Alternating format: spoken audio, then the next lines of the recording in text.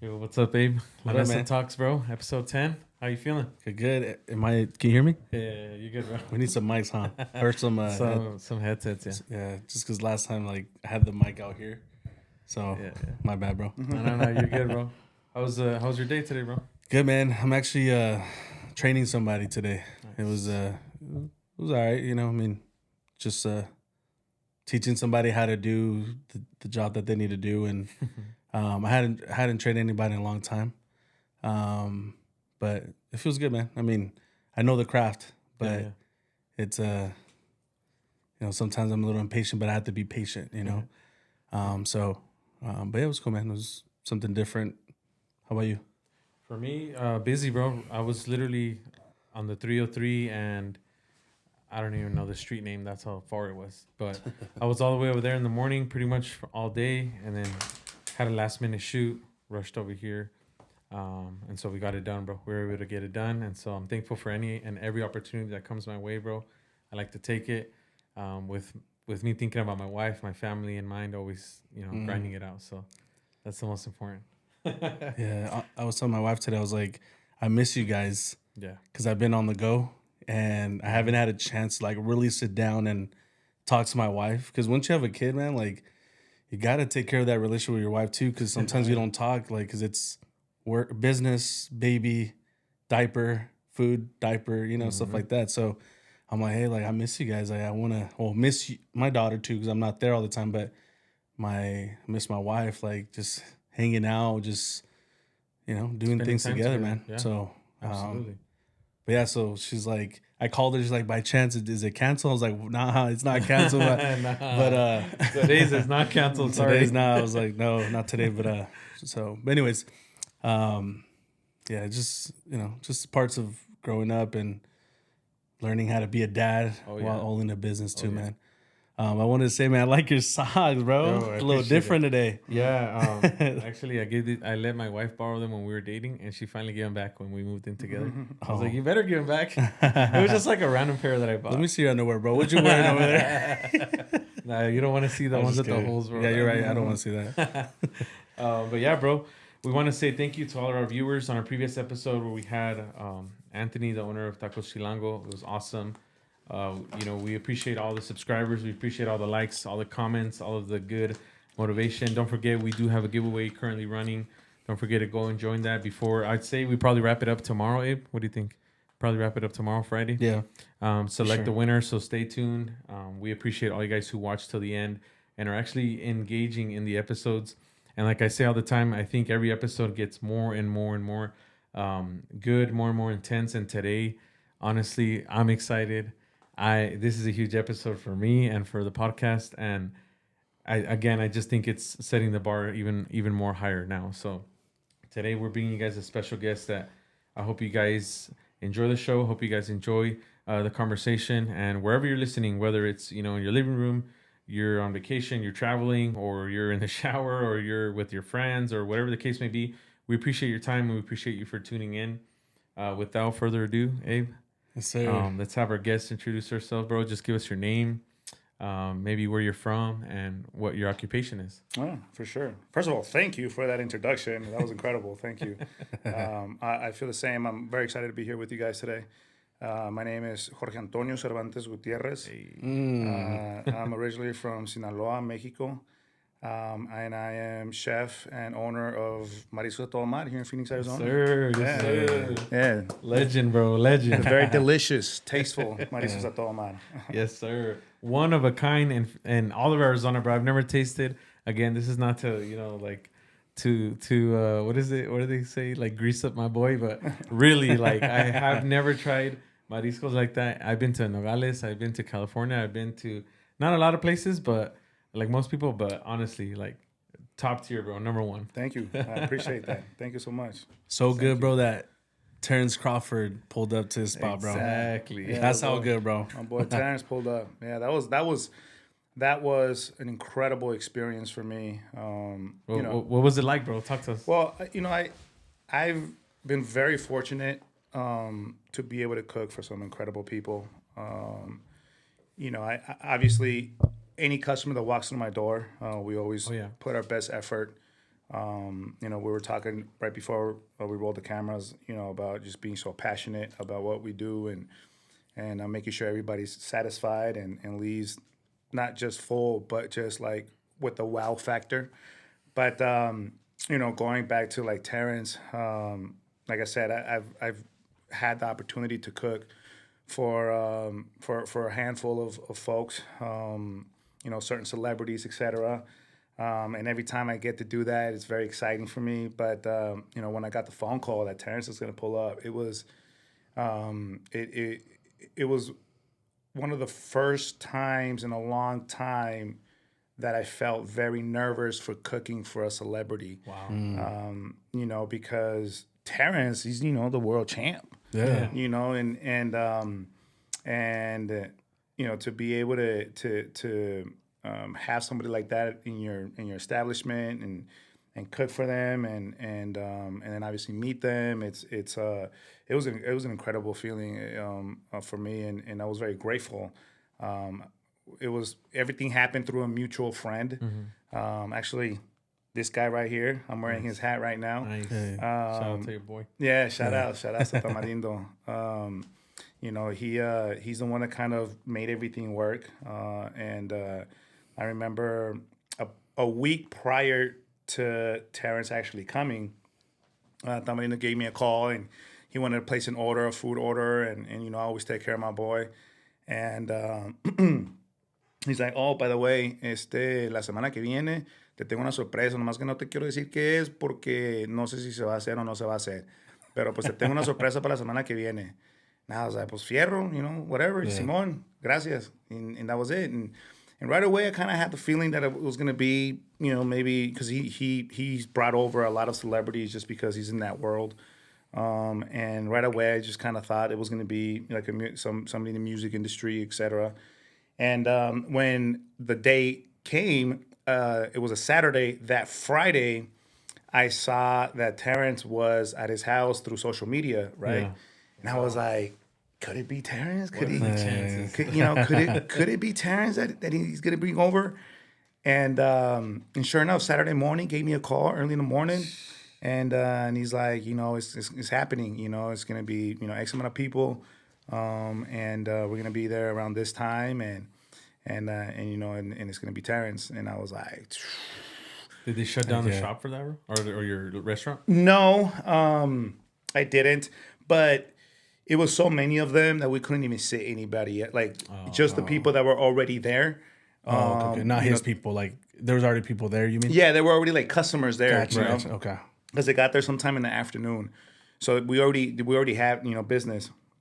And so when they got there, it was like about 15 of them, and my place is pretty small, closer to like to 20, I want to say. And so it took up like the majority of the restaurant, and that was it. That was you know, I had a quick meeting with my team right before, and I said, you know, guys, we got to execute this. Yes, sir. You know, we got to make sure that we're on our top game. You know, and you know, gracias a Dios, it all worked out. The guy is an amazing character. I mean, he's super humble.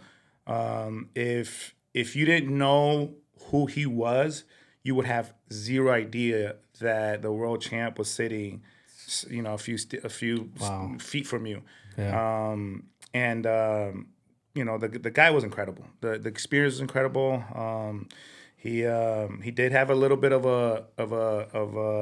some restrictions for his diet. Okay. Luckily, I don't serve any of those things that he couldn't eat. You know, so I had one of his guys kind of just come talk to me and let me know some of the things that he couldn't consume, and but I was like, I don't sell any of those things, so he's So good. you didn't have to make like a custom plate. So I didn't have to make anything custom, but you know, I for sure try to, you know, Yeah. do my best and put out there some things that I typically don't do, and just kind of like, you know, try to wow them. Yeah, of course. And so that was really cool. How did you feel when you were preparing that plate, bro? I was nervous, man. Yeah? I was super nervous. Number one, I get a little bit nervous when somebody who is outside of the culture, Hispanic, goes and tries Mariscos, you know, because typically Mariscos is typically like in the Hispanic culture is very heavy. Yeah. You know, and so for somebody outside of the culture to come and try it, you know, I always get a little bit nervous. I want to make sure they get a good experience. I want to make sure that they enjoy the food. You know, Mariscos. Sure, we have a lot of like cooked items, but a lot of it, or I would say the majority of it, is raw. Is quickly cured. I compare it a lot to like sushi in a way. But you know, some folks might not be used to that type of cuisine. And so for Terrence, you know, I wanted to make sure I gave him a little bit of like everything across the board. He ordered more after I served some things, so that definitely is a good sign. Yeah, of course. You know, when they order more. Can he eat, bro? Does Oh, he eat a yeah. lot? Oh yeah. He can eat. His personality is incredible. You know, and his entire team in general, they were just super cool people, super approachable. They were there for a few hours. With them, Noel Torres was there. Then the other homie was there as well. That's also in the music industry, and they both like did like this live concert, you know, for everybody, and so it was like just like overall, it was like a really cool experience. And then finally, I think some customers realized who he was. And then as he was leaving, you know, a lot of folks wanted to like, you know, greet him and you know, say what's up, take a picture. And the guy was like super about it. Like he was definitely not like, I'm not like, no, I gotta go. You know, like he was super about it. Like the next day he went to a Cardinals game and he was out there chilling with everybody, you know, with the banda. And he was like, I don't know if you guys saw on social media, but he was out there, you know, kicking it with like, you know, us, you know, and I thought that was really cool for him to like, you know, as big as he is, still be very like accessible and very like just approachable more than anything. You know, I thought that was really cool. Yeah, he's definitely not that type of person's like I'm untouchable. Yeah. You know, it's definitely, you know, someone you can talk to. For sure. And I've seen videos like even prior to him fighting Canelo, where he's like tapped into our culture. Like he has a lot of Mexican friends. Like I remember one time he was behind a truck with like his Mexican homies, just listening to some like corridos. He definitely has. I mean, his entire team was majority was like Mexicans. Oh, really? Wow. Yeah.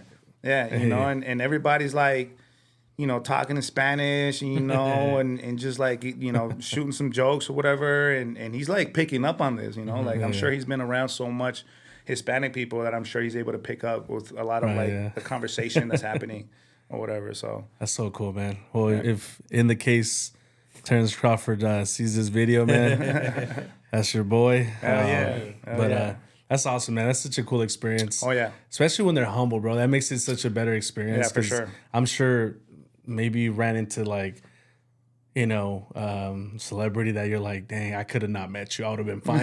You know, like they say, don't meet your heroes sometimes. Yeah. But that's cool though, man. So obviously you've had Terrence Crawford. We've seen other like celebrities or people that are in the music industry. Is it hard to like get them into your restaurant? Like I know this one was Tamarindo, your friend Tamarindo kind of made that happen. But like, do they reach out to like, hey man, can I come to your spot or can you come? Like, do you reach out? When I first started this whole journey, you know, I was doing like, I would call it almost like catering. So I was like driving around in this little Ford car. And I had it stuffed with 3 ice chests, 2 tables, and just like the things that I needed to prepare seafood. And I would just drive around the valley. And it started with friends and family, and then it just kind of like started gaining some good momentum. And then, you know, I would have friends of mine that I knew at the time, like my barber and mechanic shops that would like let me kind of like set up my little station outside of their businesses. And That's crazy. And so, you know, it was a very humbling experience for me. I owe a lot to that. It was close to a year that I did that, and I owe so much to that time of the beginning of this journey. I come from, before that, I did, for almost 10 years, I did sales in the corporate environment. So I spent a lot of time, working in an office environment, button up shirts, slacks, Yeah. being on the phone all day. And so doing that and then jumping into like a street vendor, such a huge shift in what you're used to and what I was used to. And so that time that I did that, I for me, in the beginning, I was very terrified that people wouldn't like my food. That was my number one thing. Like in the beginning, I wasn't even thinking about a restaurant. I wasn't even thinking about a food truck. I wasn't even thinking about those goals. My number one goal when I first started was, I hope the community likes the food that I make. Wow. That was the number one thing. I think in any business, looking back now, as you grow, you create new goals that you didn't know those goals existed. You reach one goal and then it's like, what's the next goal, right? And so at the time for me, when I first started, I was just like, I really hope these people that call me and that are paying me to cook for them, like they enjoy my food. And so, to your question, when it comes to like celebrities now coming to the restaurant, that wasn't even like, wow, not even, that wasn't even like a dream, or it wasn't even like a thought, or it was nothing. I couldn't even imagine that happening. Wow. What it is today. Yeah. That time that I spent catering was very, very, very difficult, and I always had, my daily goal was never to come back home with food still in my ice chest. It was like I would stay out as long as I had to. I would drive wherever anybody called me, because I would constantly be posting on it on like Snapchat and Instagram, and whoever called me, I would go, even if it was just for one small plate, even if it was just for one lemonade. Like wow. It didn't matter to me. I just wanted to get out there and just kind of like try to make a name for myself. A lot of the success that we have today, I owe a lot to those days, because I was able to connect with a lot of the community around here, a lot of customers still that would call me over to go to their homes and for me to prepare food for them, now come and enjoy food at the restaurant, And so I owe a lot of my customer base to those days. And it didn't matter. You guys know the summer, it feels like a summer right now, and it's just spring. It's barely March. But, it didn't matter if it was like 120 degrees outside. It didn't matter if it was a dust storm. It didn't matter if it was raining. It didn't matter. For me, none of that. I think when you're so passionate about something, you get very tunnel vision, and nothing from the outside can break that. And so, there were times where, I would have a little setup, and, especially like during like monsoon season, here comes like this huge gust of wind, and it would like knock everything down, my umbrella would go flying, like my tostadas that I had neatly packed. And so here I go running after these things and trying to like pick things up. And so, to your question again, I now, through friendships that I've built, relationships, sometimes I get a heads up that somebody's coming, like Terrence and like a few others, and other times they just show up, and other times they just somebody told them to go home, and they just show up, and like I tell my team, we always got to be ready for all of our customers. Yeah. But more so, we just don't know who's gonna walk through that door one day, and we gotta make sure we're always on point. Yeah. And I know you're passionate, bro, because I know you're in the back of that kitchen, bro, also working on that shrimp, working on, whatever plate you got going. Like when we went, you were in the back of the kitchen, bro. working a plate or something. Yeah. But yeah, we know you're passionate, bro. And honestly, I don't feel like we know too many people that are really passionate about their craft, especially in a restaurant industry. Like you could probably be home chilling, bro, or doing something else, you know. Yeah. Which in time, I'm sure, like you gotta step away from your business and do what you gotta do, but it's respect though, bro, that Thank you're you. there. Because every time we've gone, you're in the back, bro. So Yeah. Yeah, working, that's pretty bro. cool. And bro, to what you just said, like, what comes to my mind is a lot of I see a lot of young guys now want to start their business, and they want to do something. They don't know what yet, but they want to. And I think that your story, bro, so many people would have given up, like at the first mechanic shop that was like, no, I don't want you out here, bro. Go somewhere else. Yeah. I know so many people that have been like, all right, well then business is not for me, or this is not for me, or when your tostadas went flying because of the monsoon, so many people would have broken down or cried and been like, you know what, this is not for me, and just given up on the dream. Like, what made you not give up, bro? Soy bien terco.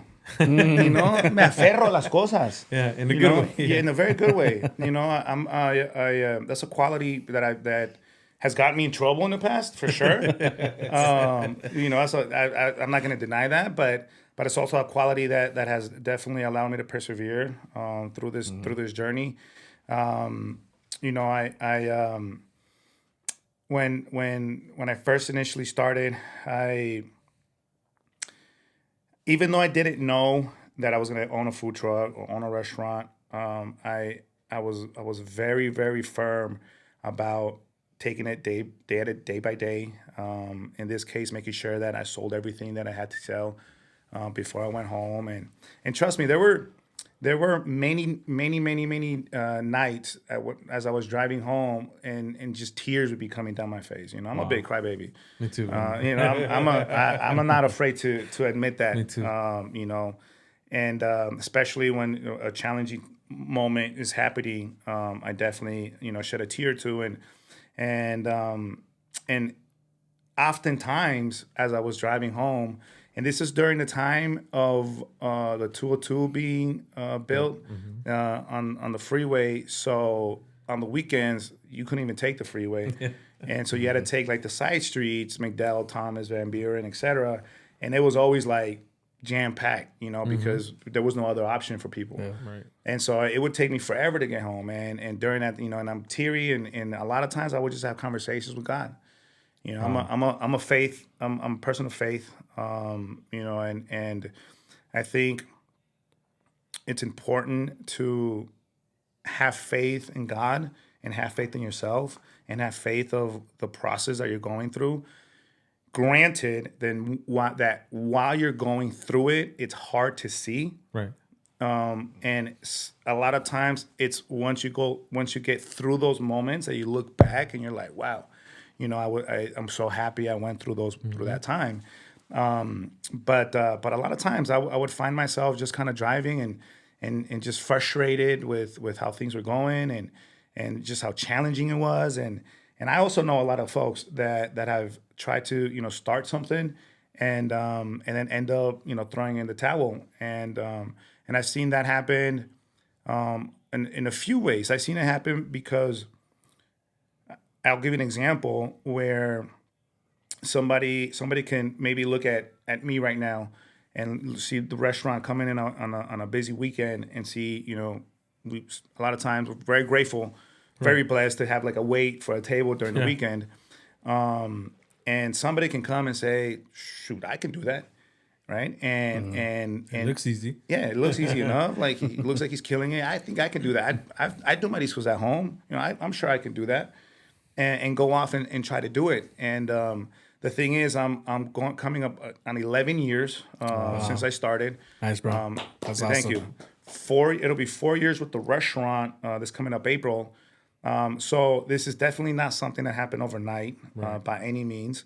And when you look at, and it's just my humble opinion, when you look at somebody's success and say, well, I can do his job too, and be successful. It may work for you, but a lot of times what I've seen personally in other examples is because it didn't come from you. It wasn't your passion. It was his passion, her passion.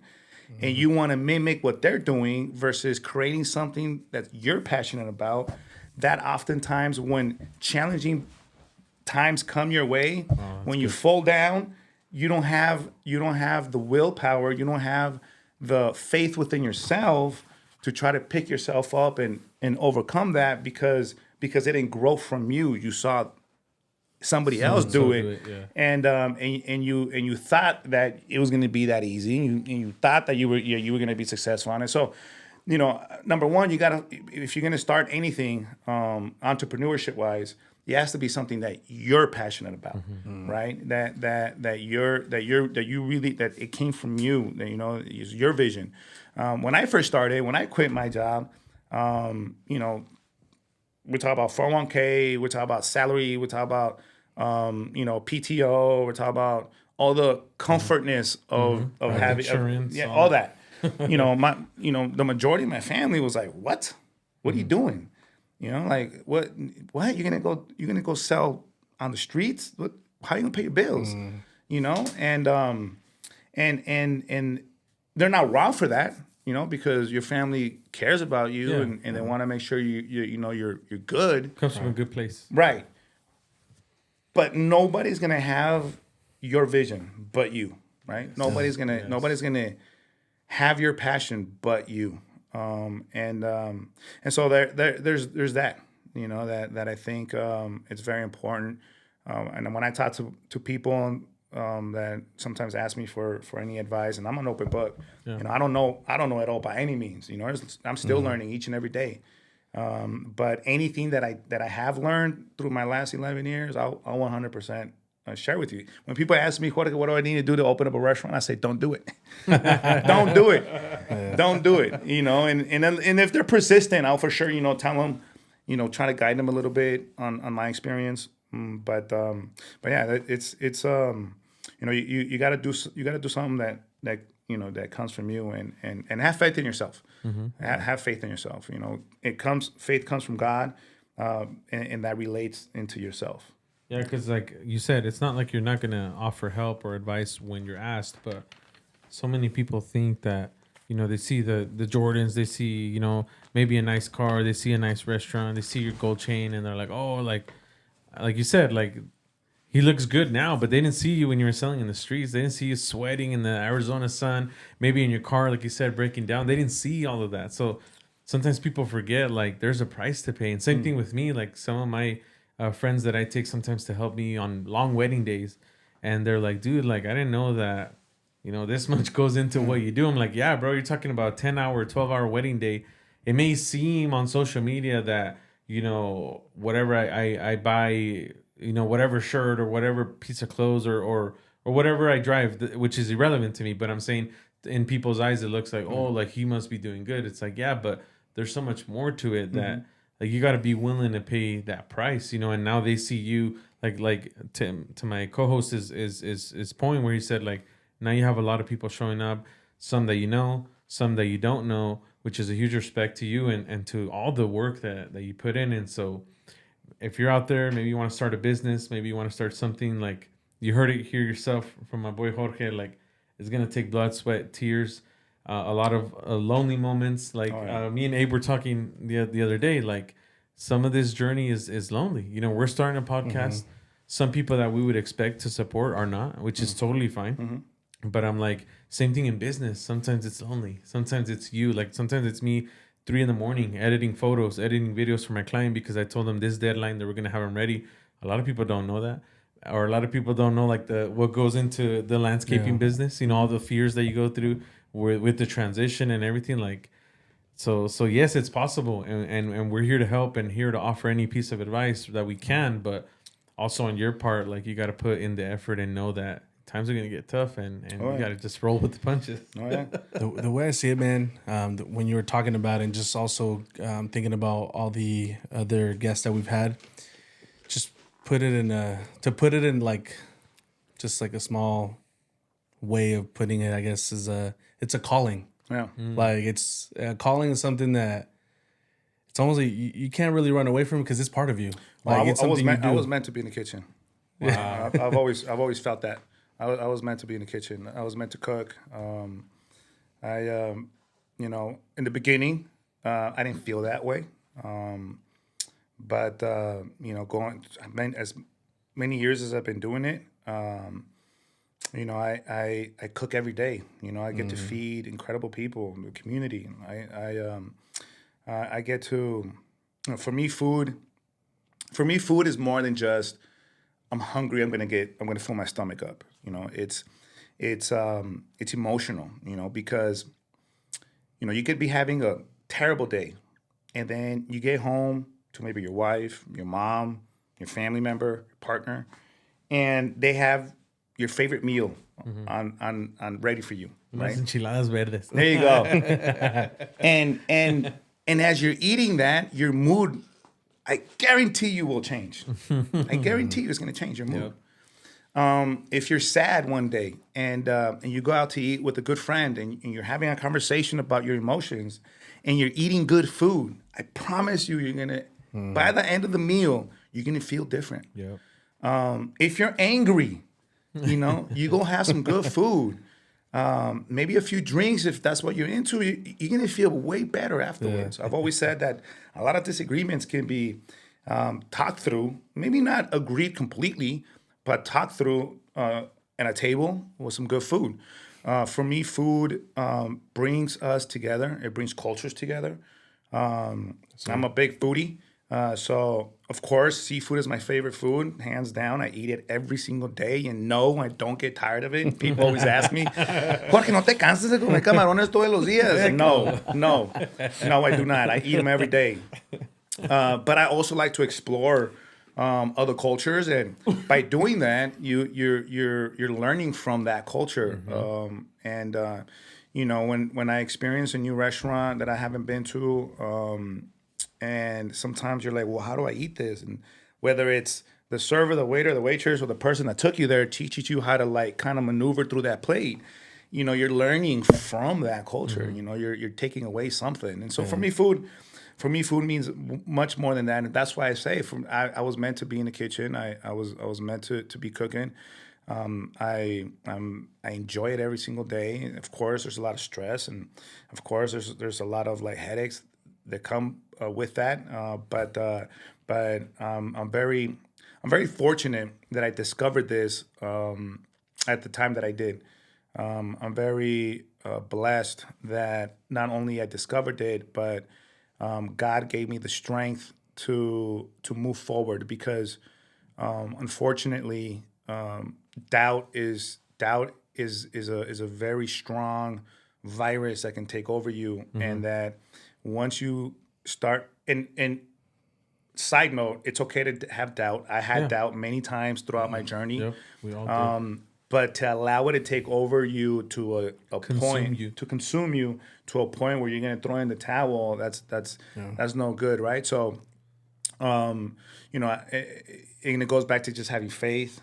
This is gonna work out. There's gonna be one day, and for me, when I was doing the whole car thing, it got to the point where I was like, all right, I need to get a food truck.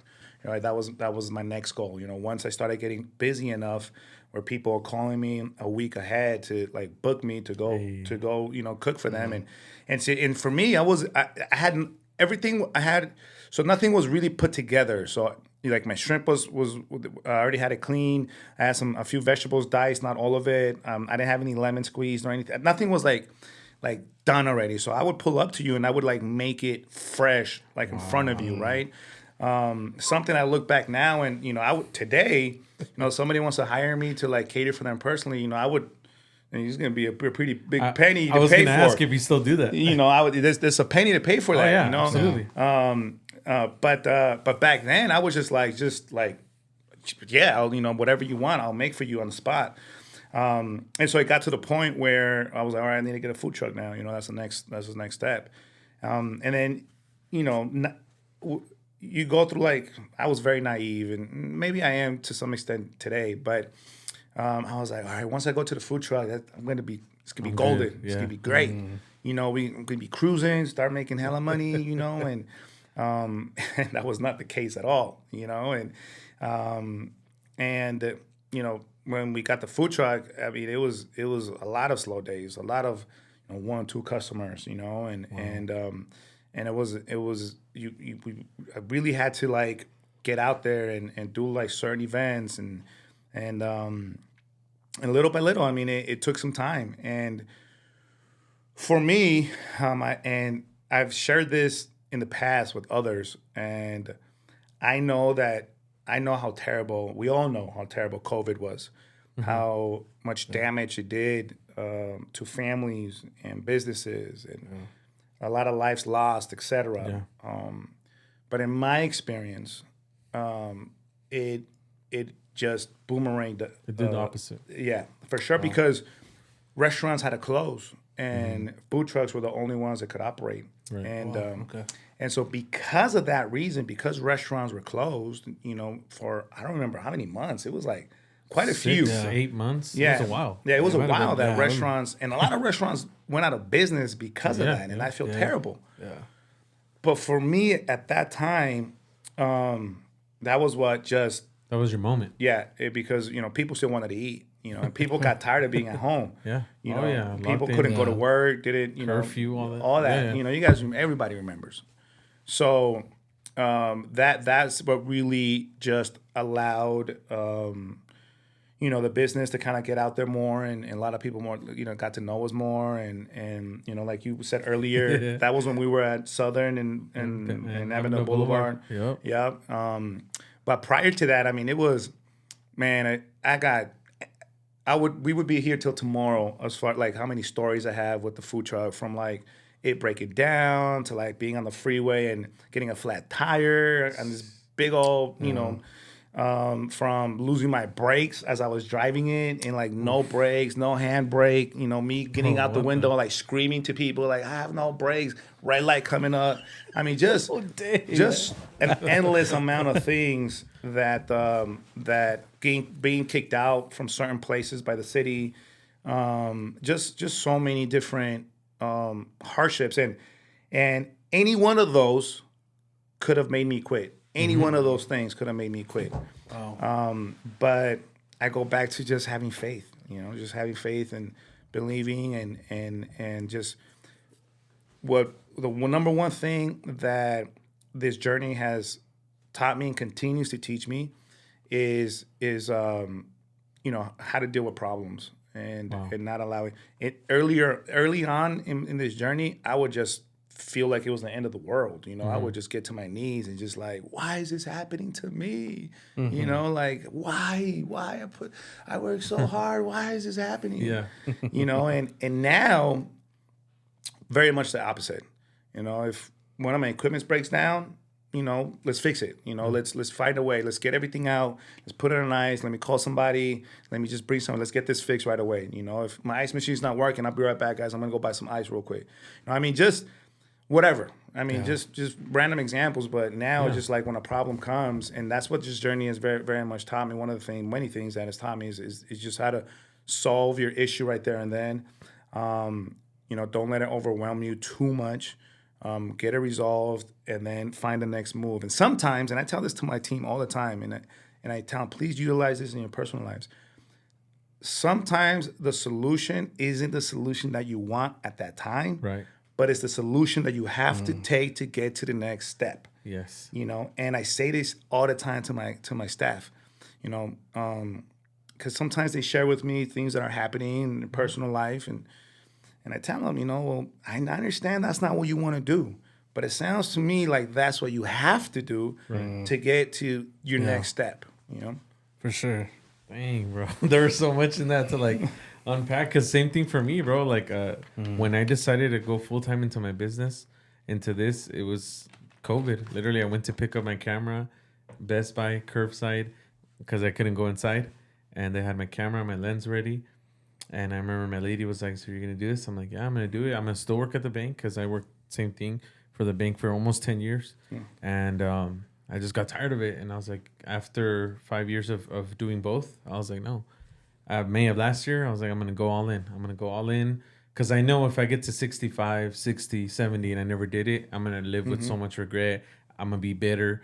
I was like, I can't. I got to take a chance on myself, take a bet on myself. So It is unfortunate, like you said, that out of that tragedy for a lot of people, but it's kind of like 2008, right, when people lost their houses and all that.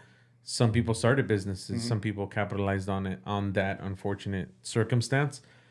Same thing they say whenever there's some sort of economic fall down or there's some sort of pandemic, that two people are born. You know, the people who quit or the people who are like, I'm gonna take advantage of this and go all in. And that's kind of how my perspective kind of shifted in that around that time. And I was like, I gotta do something, because when I would meet the millionaires at the bank, literally I would be like, I would pick their brain, bro. I would be like, how did you get to where you're at?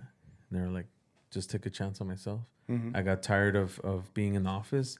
I got tired of being trapped in, and I just said, I can do this. I can manage myself or a team or whatever the case may be.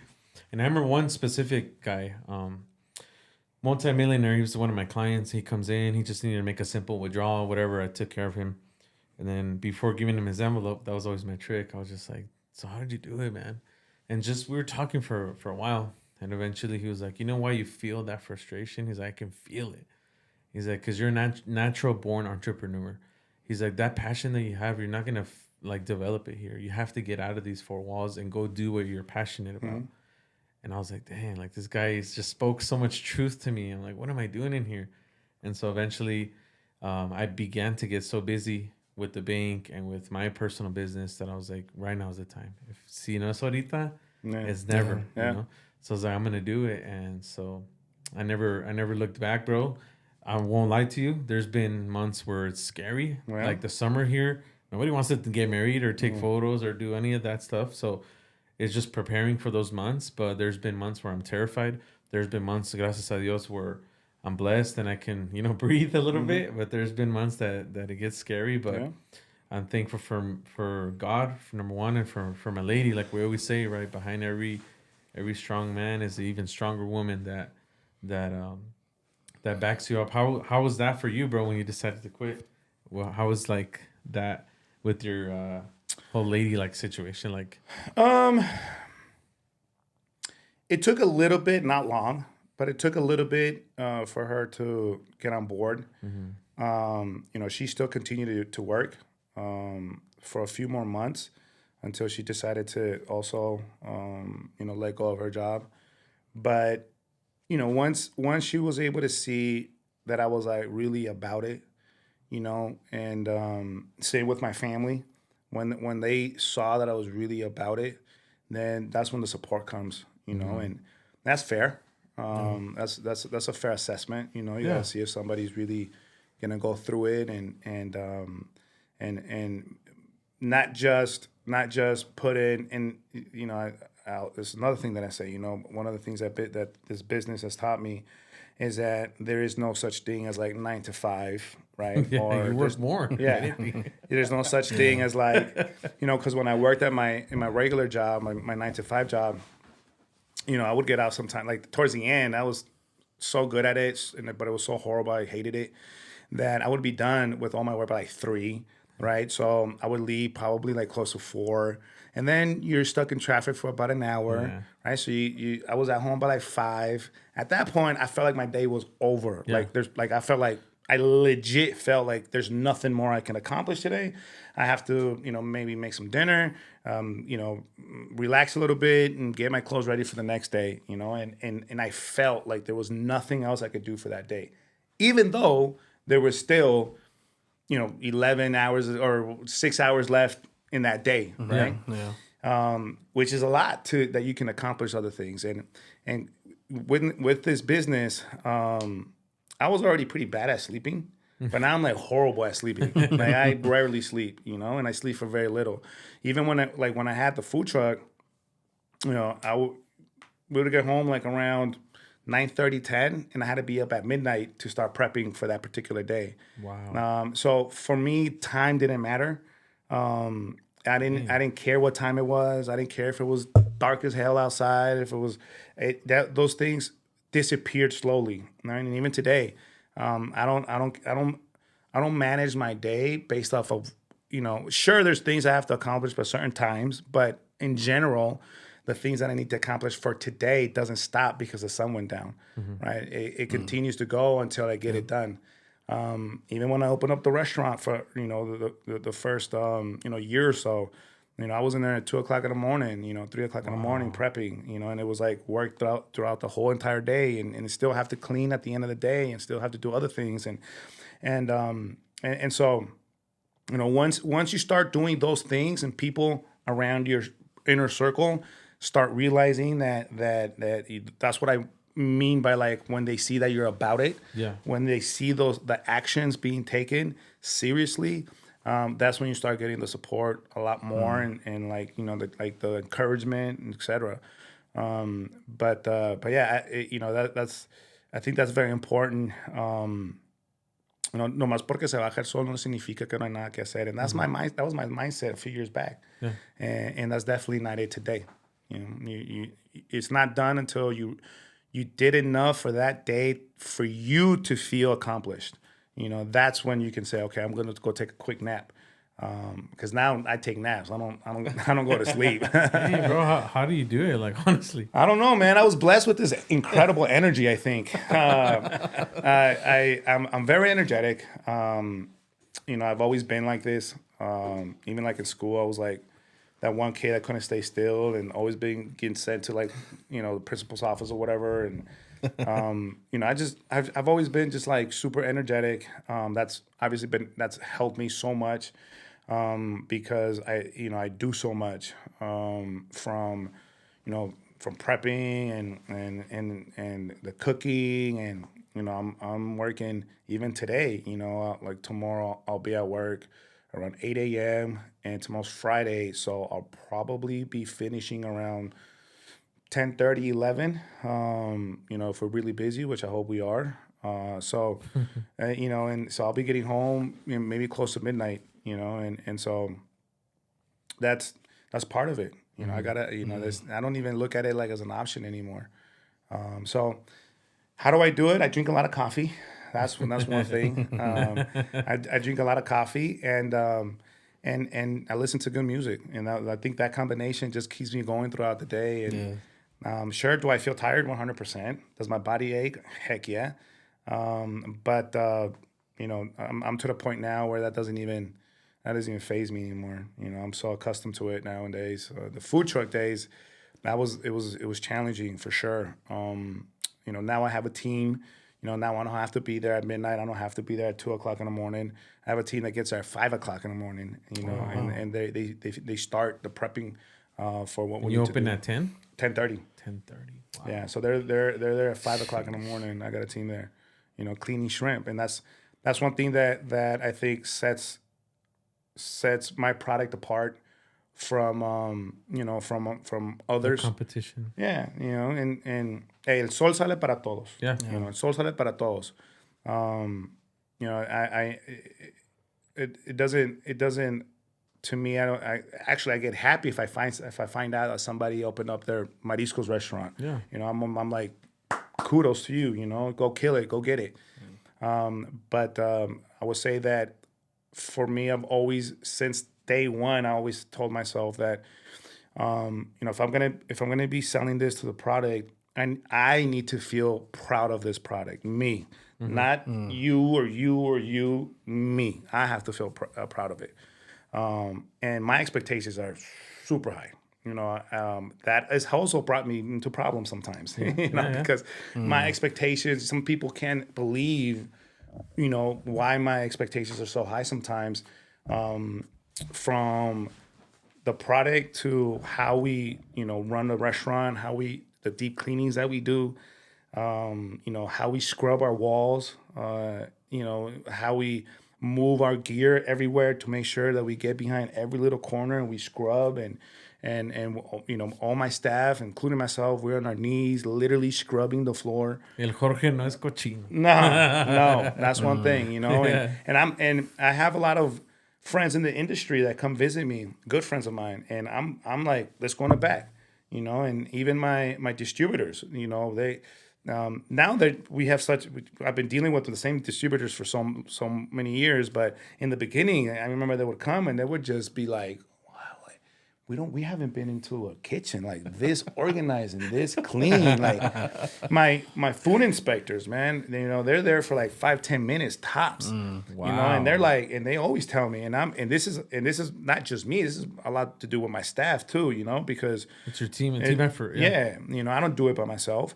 And food inspectors, health inspectors come in there and they're like, it looks like you opened yesterday, and Wow. and that's but in the beginning it was hard for my staff to understand. Especially newbies who are like, whoa, what's up with this guy? Yeah, he's so intense, this guy's so intense because of my expectations being up here. And going back to like my product, my shrimp in particular, we're cleaning 2 cases. Each case is 44 pounds. That's 88 pounds. Plus, right now we're cleaning about an additional 30 pounds of the cucarachas that we were talking about earlier. Yeah. That's the only cucaracha you're gonna see. Yeah. It's a dish. It's a particular dish. It's a dish. It's a plate. It's a very popular plate at my restaurant. And so we're getting close to like about 100, if not a little bit more, pounds of shrimp that we're cleaning each day. And there's no trick to it. There's no machine that we have. It's literally hand by hand, one at a time. Wow. Peeling it, deveining it, and then at the end washing it and portioning it out. And I mean, it is tedious work. It is very boring, and it's tedious. And when I'm working my line and we have 20, 30 tickets deep, and we got people waiting to be sat, and I'm grabbing my shrimp to make a plate, and I see a shrimp that wasn't cleaned right. There's some trouble there, and I go in the back right away, and because if you don't correct it, then that shrimp becomes into 2, becomes into 5. Before you know it, your product is now tainted, and it's not what it was. Yeah, your reputation is on the line. Exactly, and so. I take a lot of pride into our product. My seafood provider that I have a great relationship with him.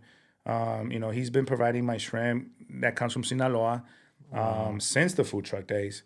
So I've known him for many years, and I'm gonna just side note real quick. This guy, when I first opened the restaurant. There's a whole story behind the struggles of opening up this damn restaurant that I have now. But I was pretty much broke day one. I mean, dead broke, in debt broke, and he was like, Jorge, lo que ocupes, luego me lo pagas. Lo que ocupes, ya estás aquí, abre el restaurante, empieza a andar. And then later down the road, you can take care of your bill, But for now, just whatever you need, anything you need, And he's one of many people that I met in this journey that had that attitude towards, towards me and making, giving me that option at hand of like helping me move forward. That's awesome. And like we have a great relationship now, and distributors now that know, because distributors do their research and they know quantities of different restaurants and they know, they have a good idea. They might not know exactly, but a lot of distributors come through my doors, try and get me to switch over to them. And I don't even care how much cheaper they can give it to me. That's I'm very loyal to certain people. And they could tell me, they can give me half off of a pound, and I'll still say no, because number one, the quality that I have right now is incredible, but the relationship that I have with this particular distributor means a lot to me, and I take a lot of pride of that. So respect, man. Yeah. I mean, we love your stuff, bro. He's the one that told me about your spot, and I went there, and I'm like, yeah, this is it. Obviously, I told you, I was like, it's a little spicier than the usual, but there's nothing wrong with that. Yeah. But just having like people come through your door like that, like, hey, like, I'll give you half off. How do you do that? Like, do you just tell them like, hey, do you listen to the pitch? Like, what do you? No, I don't. No, I don't. As soon as you see them, you're like, hey, get out. No, not like that, right? Yeah, I'll tell my manager that she'll come in. Now she knows. I have 2 managers, and now they know. But like in the beginning, they would come and hey chef, there's such distributors out there, and they want to talk to you, and tell them I'm busy. Tell them, respectfully. tell them they can leave their handout, their paper. Usually they leave like a packet or something, and that's it. That's it. I can see your spot being, or I can see your brand. I can see you opening up a restaurant in Sinaloa, bro. With that, especially your logo, it's unique. Yeah. That octopus. I've never seen a Mariscos spot with an octopus. There it is. Un pulpo. There it is, on his arm. But I like it, bro. Even the color and all that, it's pretty dope. Would you ever open up a spot in Sinaloa? I don't know. That's a great question. I've never thought about it actually. That's a great question. Because you're from Sinaloa. Yeah. I think you stated that, but Yeah. I was born out there, and I spent a lot of my youth out there, and I know a lot of good spots. That's a good question. I will say this, that I have a lot of customers that travel to not just Sinaloa but other places in Mexico, and if they're good friends of mine, they have my number, they'll text me.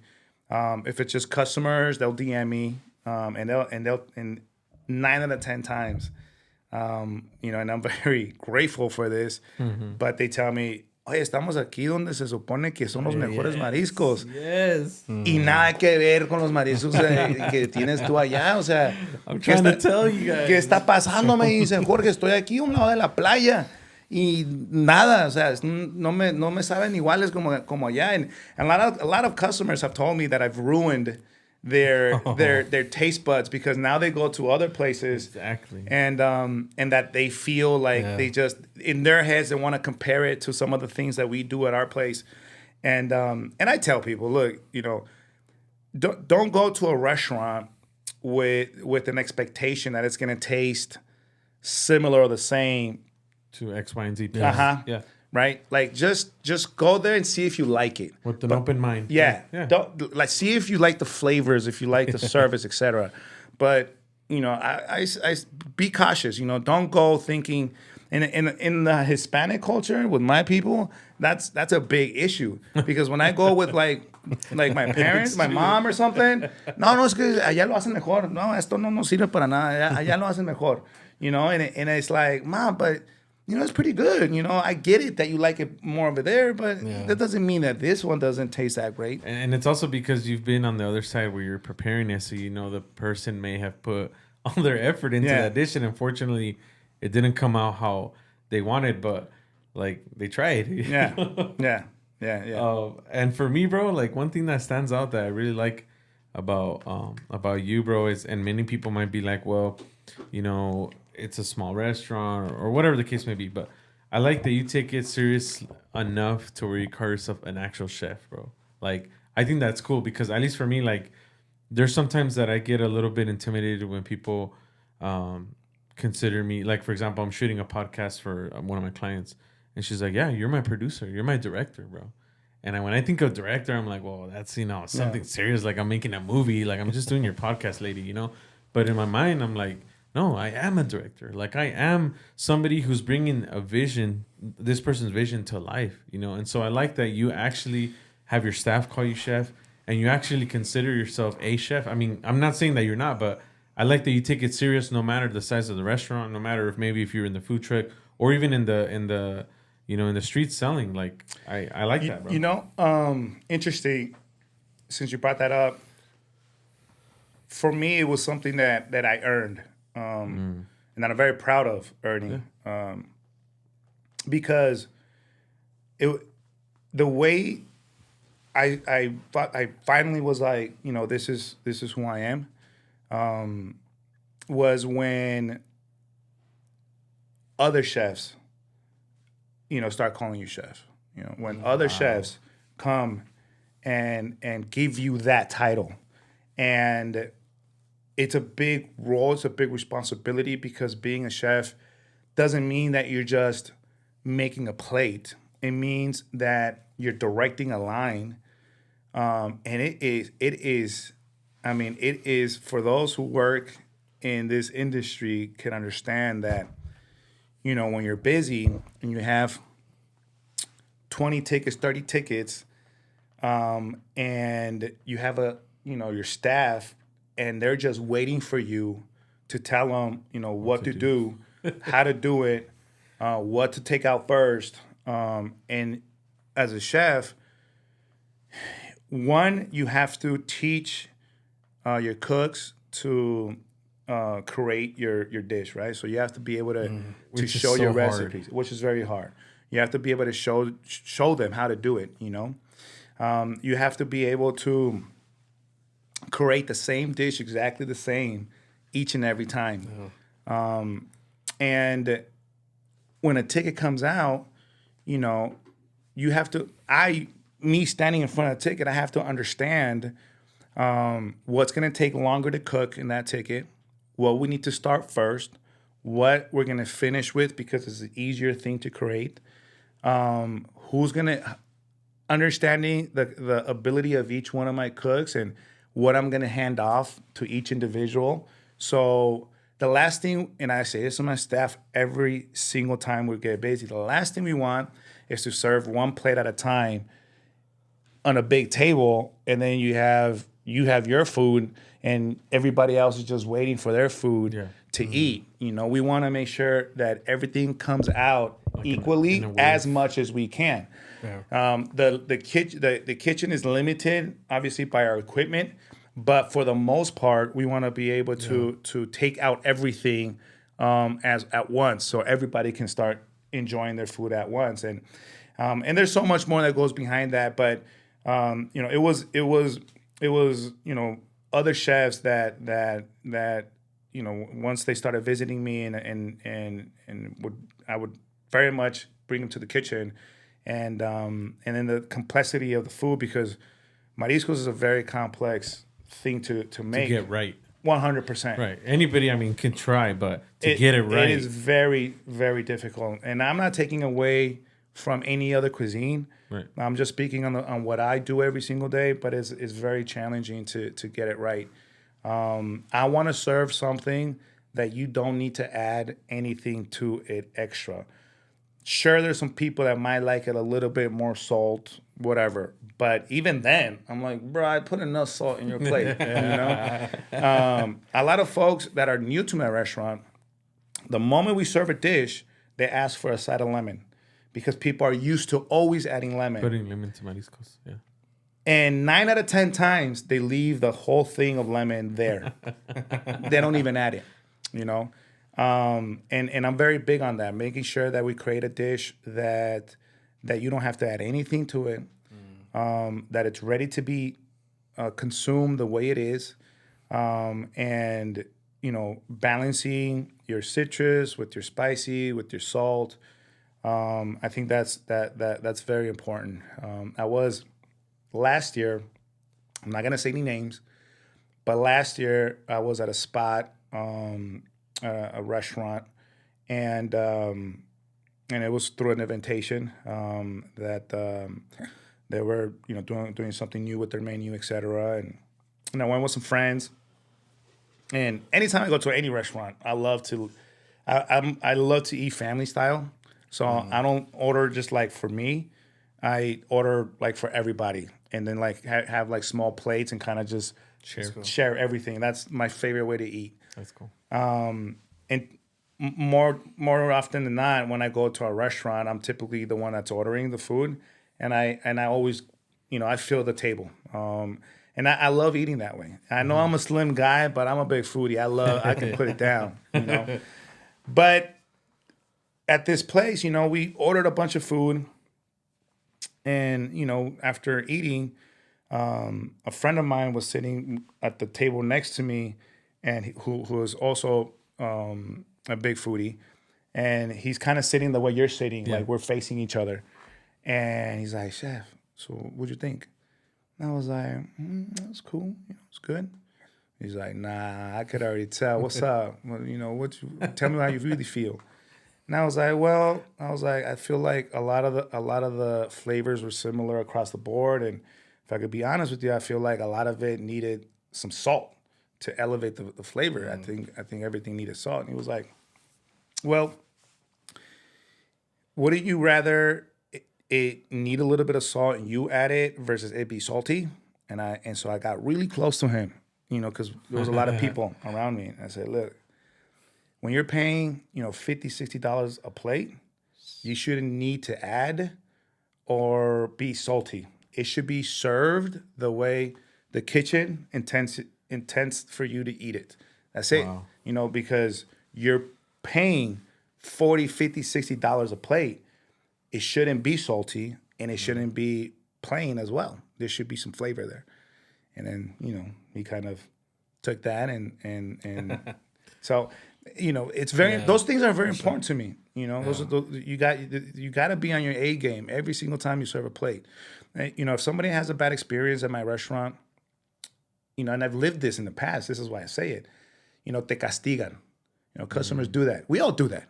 When you go to a restaurant that you enjoy, when you go to a restaurant that you enjoy and you had a bad experience, whether it was the food or the service, more than likely you're not gonna go back for some time. Los tachas, like Yeah. You might go back later, cuando ya se te pasó esa experiencia, pero nos castigan in that sense, right? And so that's why it's so important to always serve the best dish that you can. And of course, we're not going to be able to please everybody. I tell my staff, we're always chasing perfection, even though we know we're never going to reach it. Wow. But we have to chase perfection every single time. Every single time we clean a shrimp, we dice an onion, we squeeze a lime, we make a dish, we make a sauce. We have to chase that perfection and have that confidence within you, as well as that drive to want to do that. We're the only culture that makes mariscos the way that we do. Like in general. Obviously everybody makes it a little different. Ceviche con mango. Like just I don't believe in that, but I get you. That's not my go-to, but what I'm saying is you'll see little things here and there that's a little different, but overall it's the same thing. Yeah. I remember I went to Bahamas one time.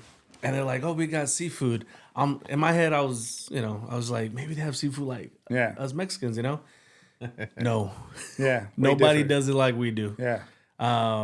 If you do seafood in America here, it's going to be all either fried or it's going to be cooked, right? Like it's never going to be the way that we do it. Yeah. Have you ever tried any different type of ceviche? Like I think there's... was a far away. Good. I've heard of ceviche Peru style. Mm-hmm. Have you ever had that? I've had it. Is it?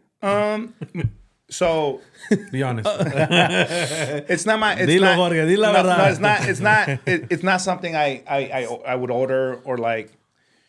It's not my cup of tea. No lo acostumbras. No. I respect the complexity that it has. If tomorrow a Peruvian, somebody that from Peru comes and serves me a dish, I'm going to eat it. Right? I love when somebody feeds me because I feed so many people on a daily basis, right? But I it's not something that I'm fond about. Yeah. And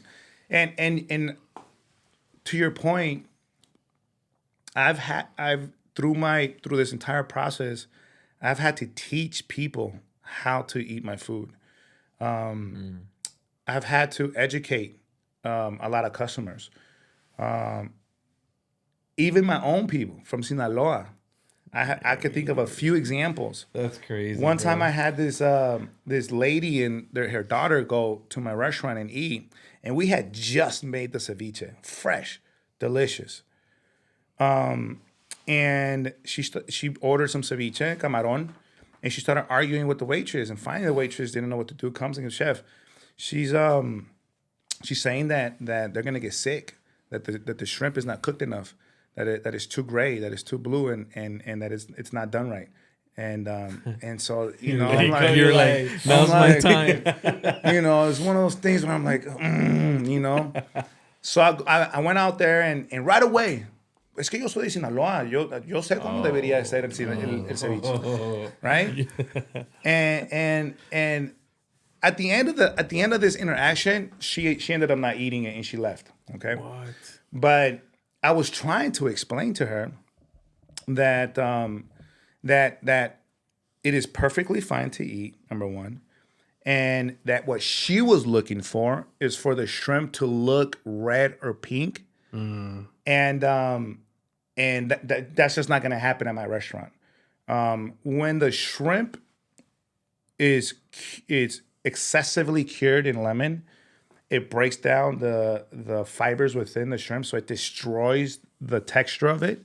And I don't know about you guys, but I've had shrimp, cured shrimp, raw shrimp, that it's super red and pink. Yeah. And you're there chewing the heck out of it, right? It's just very chewy. And you have to really work through those textures to kind of like get it through.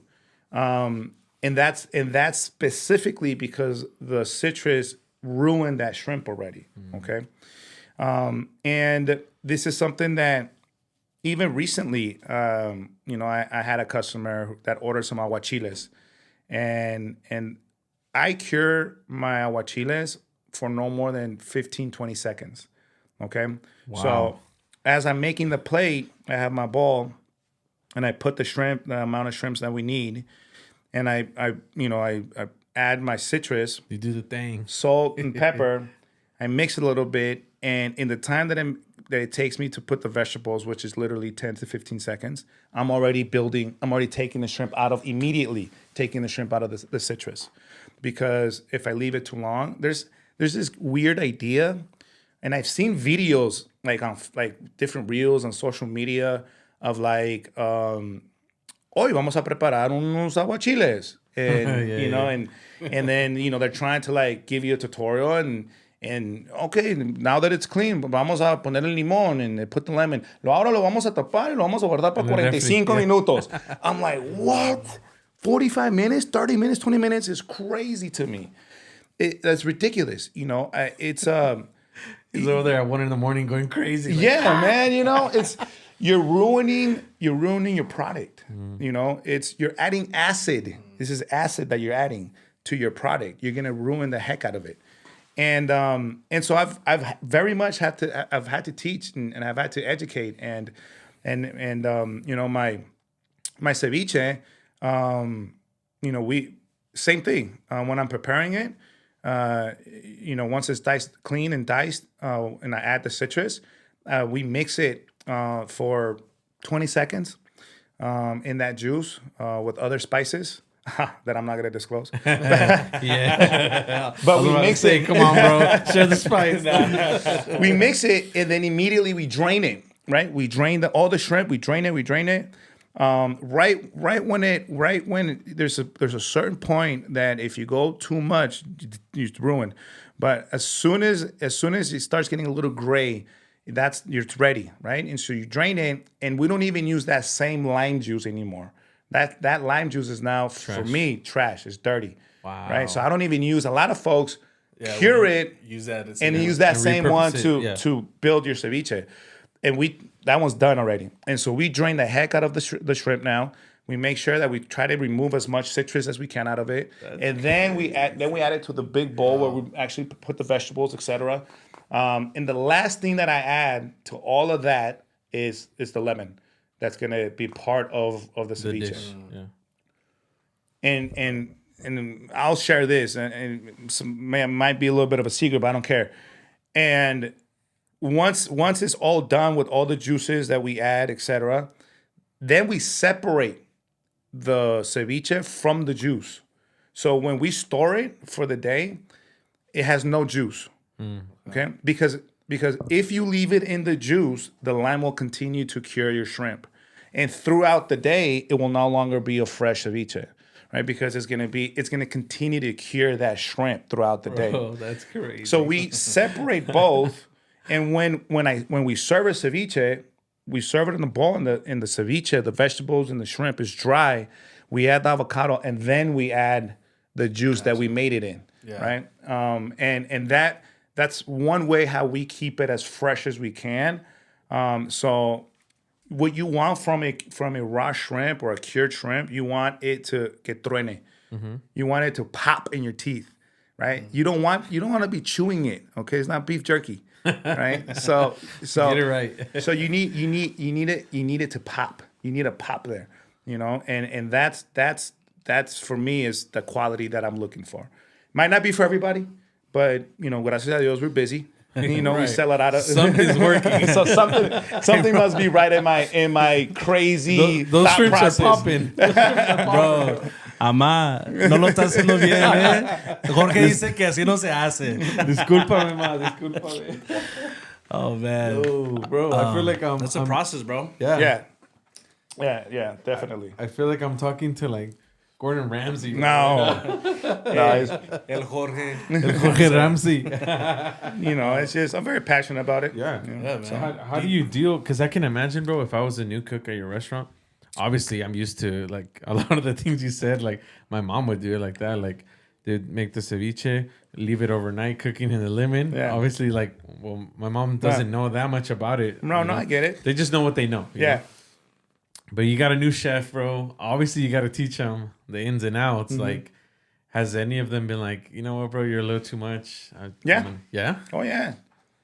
I've lost a lot of employees because of how I do things, and that's fine. And You so know? how do you separate, and you probably know where I'm going with this, being a perfectionist versus being realistic? I don't know if I do. That's a good question. I don't know if I separate it. I don't know. I don't know if I do. I've tried it all. Yeah. Okay, I've tried. Being patient. Well, not so much. But I what I appreciate you mean, for being honest. what I mean is I've tried several different products and techniques, right? So I've been offered, shrimp that's already clean, right? I've been offered, a variety of different ways of how to prepare my food, and none of that, I don't like any of it, And so if I don't like it, I'm not gonna serve you something that in the beginning, especially the food truck, not anymore. People would ask me for the novelties, like for example, because these are novelties. Like cocktail en coco. Yeah. I don't like coco. Okay. So how can I make a recipe that tastes good to me if I don't like coco, right? Ceviche con mango. His eyes. Ceviche con mango, bro. Come on. That's a novelty. Okay? That's something kind of newish, I would say. Yeah. Newish, like it's been around for a few years, but growing up Especially in Sinaloa. it didn't No se exist. acostumbra. Now there is many of it now with the new generation with social media but growing up that wasn't a thing, So I that's not something that I adding a sweet component to me. For example, ketchup, not my thing. You have it at the restaurant, Yes. but it's not your thing. It's not my thing. I only have it because I know a lot of folks are used to adding ketchup, especially to the cocteles. Yeah. Not so much to like the ceviches and aguachiles and the botanas, but especially to the cocteles. A lot of folks are used to adding the ketchup. And for me, that's not a thing because it's too much of a sweet thing. There's so much sugar involved with ketchup. If I challenge anybody to look at the label of your ketchup bottle, and I just had this exercise with my team a couple days ago, and it was something like 17 grams for like half an ounce or something like that of sugar. It was like a ridiculous amount of sugar per ounce in a ketchup bottle. So that's not my thing. Yeah. Mayonnaise is not my thing, and that's just about to ask you. that's a huge thing. Yeah. Because my mom used to make me like tostadas. Yeah. Well, I still eat that now, but Yeah. like when I first got introduced to it, my mom would put like mayonnaise on my Yeah. tostada with ceviche. Yeah. I loved it. Yeah. That's not something. It's not my thing. I would say 85 to 90% of Marisco consumers will add mayonnaise to whatever they're eating. Maybe 90 to 95. I don't know. But I will say the majority of people use mayonnaise to eat their seafood. I'm not one of those guys. But you know, whatever. To each his own. From that perspective, it does rattle me up a little bit when I see a cocktail, a copa, and it's just white. It's just there's no other color in there other than white from like the amount of mayonnaise, and that's how they To each enjoy. their own, like If that's the way that customer enjoyed to eat it, so be it. At the end of the day, they're eating at Mariscos. Yeah, for sure, for sure. So I'm curious to how do you eat your steaks, bro? My steak, Yeah, medium, medium. Okay, 100%. I thought you were gonna 100%. say rare, bro. I was No, like, medium. yeah. Medium I to was medium rare is good. Cooked in lemon for 12 seconds. Cooked it on the grill for 12 seconds. I'm gonna Medium to medium rare. Anything past medium, no. Okay. Yeah. It got to be medium rare to medium. That's a good steak. Is that something you would ever add to the menu, like a steak with what do you call it? With the aguachile. What do you call Like the aguachile ribeyes that some people do. Yeah, like that juice or I don't know if I like that, but if I'm fortunate enough to open up another restaurant, I would be more experienced in that restaurant. Opening it up, this one right here, I was so inexperienced that I would add things to my kitchen that would allow me to cook chicken and steaks and be able to provide those options as well. okay. Can't wait. Can't wait, man. You're definitely gonna open up more stores, bro. I believe it, bro. Thank you. Como dices, Is that your goal? Yeah, that is my new goal. Yeah, for sure. For speak it into existence. yeah. Como dices, eres terco, bro. Sí se va a hacer. Yeah. How many more, bro? Well, right now I want to open up one more. My ultimate goal would be to go more towards like Central Phoenix, downtown Phoenix. Be like more commercialized area. Right now where I'm located is very residential, which is one of the reasons why we closed pretty early. Which is, bro, I have to ask you that question. With you being so, like, I remember we were sitting and we're talking. I was like, bro, his food is so good. And to me, I'm like, if it's a Friday night, I want to take my lady to Mariscos a Todo Mar. But I'm sure you get this question a lot. So go ahead. Well. So I know the door in Google says 7 p.m. Oh, okay. No matter what day of the week it is, if we're busy, especially right now, spring and summer, where the sun goes down at 8:30, and the kitchen's still running, customers are still eating, and we get a new customer walk in, we sit him down, like no question about it. On the weekends, right now, that's like these past couple of weekends, we've been finishing cooking around 8:39. So we keep it going. And we still have to clean after that. Wow. But if somebody comes to my restaurant and the kitchen's still operating, there's no reason why we cannot take care of that customer. And that's been the culture. Even if it's a to-go order, somebody calls in and the kitchen's still on, let's take it. Wow. That is. And now I'm open 7 days a week. So it feels like I'm there 8 days a week sometimes. Dude, you remind me so much of my my mentor who, and I'm not trying to compare nothing, but my mentor who taught me photography and videography, like somebody who we would always get into it because I'm like, bro, like you take this serious. I would tell him like, and that's good. I'm like, and I'm not saying that I don't, but there was this one scenario where, and kind of imagine this a little bit. My this client took me, my friend, and a photographer, flew us to Texas. That's already a lot of money. Bought a hotel. That's more money to the budget. Paid for a decent amount for the service that we were all providing, and provided their car for rental, right? And so I know my friend, his expectations. I know they're high. Especially if they're flying us out, hotel, car. So I already knew I gotta be on my A game. I cannot be slacking. Again, this is what I do too, so I understand the drive behind it and all that.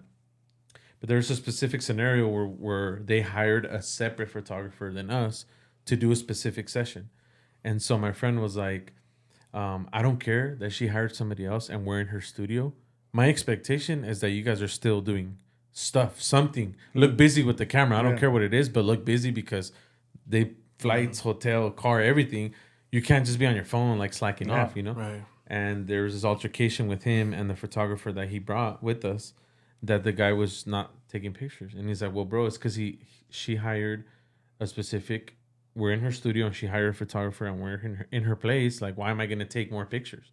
And he's like, that's not the point. And to your point, like his expectation was like, you're here in Texas, bro. You're not in Phoenix. You should be thankful that you're somewhere else. The client flew us somewhere else. And my expectation is that you work and you come to do what you came to get paid for. Yeah. And so they were going back and forth and I could hear it on the headset. Y yo ya sabiendo, I was outside grabando plantas, grabando lo que sea, because I was like, that ain't going to be me. Yeah. So I started doing interview with the family members that were there, whatever, getting whatever extra footage I could. And then so I told the guys, I was like, hey guys, like, you guys are in front of the clients, like, you know, try take it outside or save it for later, you know, but don't do it here. And so I'm kind of remembering that scenario as you're talking about like how your expectations are very high and sometimes people could critique that, but it's brought you so much success. And I'm sometimes that way with my own, on myself. Like I'm hard on myself and my craft when I do videos, when I do photos, even at church, when I play the piano, like I take it serious. Some members that I know of my team or some people that I bring maybe don't take it the same level of seriousness, but I respect that a lot, bro, that you pour your whole heart, your whole life into this. Like you said, it feels like you're there 9 days a week, 8 days a week. And so hats off to you, bro. Like I said, I tasted the food. I see how you are in the restaurant. And obviously I knew there was more to the story than just like, you know, this guy's a cool dude, but dude, like my respects, bro. Thank you. Appreciate How old are you, bro? You look young. I think you're younger than you look. He's like, I've never said this on a podcast. I always lie about my age. I'll be honest for one time. I'm 37. I'll be 38 in July. Okay. Yeah. You're young, bro. Yeah, you're young, bro. Yeah. I thought you were older, honestly. Respectfully. I look very much older. Yeah. I know. What side of town did you grow up in, bro? I grew up in East Phoenix, right? So when my mom initially brought us out here, my sister and I, for a very short period, we were in Scottsdale. But soon after that, we went over to East Phoenix, 28th Street in Oak. That's kind of, that was my neighborhood. And I was very fortunate, though, that I spent a lot of time in Sinaloa, a lot of time. And so I'm fortunate because even though it was hard at the time, when I was here, I was way too Mexican. You know, I know you guys said that my English was really, really solid. But, you know, growing up, you know, as a teenager, I couldn't pronounce a lot of words. I would struggle a lot, very heavy accent. And then when I would go to Sinaloa, everybody would call me, you know, an American, you know, and there was a lot of fights between here and there. But even despite that, those challenges, I was very grateful and blessed that I spent a lot of time out there. You know, one of the reasons why, one of my very early memories of like a kitchen was my grandmother's kitchen out there in the rancho. You know, she didn't have much. I mean, we had animals, we had chickens and a pig, and always a pig that we eventually slaughtered for like a special event. But the little bit that she had, you know, where we grew up, it was, I mean, we didn't have sometimes running water. I was sharing this with you earlier before we started recording. And whatever little bit that she had, she would be able to feed, you know, all of her grandkids, because a lot of times there was a lot of us there, and it was just her. Nobody, no other, there was no male there. It was just her. And you know, she would be able to create, a lot of times it was caldos. It was easy because con un caldo, you can just adding water and keep reducing it down and kind of make it last a little bit longer. A lot of frijoles, you know, a lot of the amount of caldos de gallina that we ate throughout our time there was, and this is food that at the time you don't see it as much. It was great. It was delicious. But now this is like, now there's restaurants that want to imitate these plates. Yeah.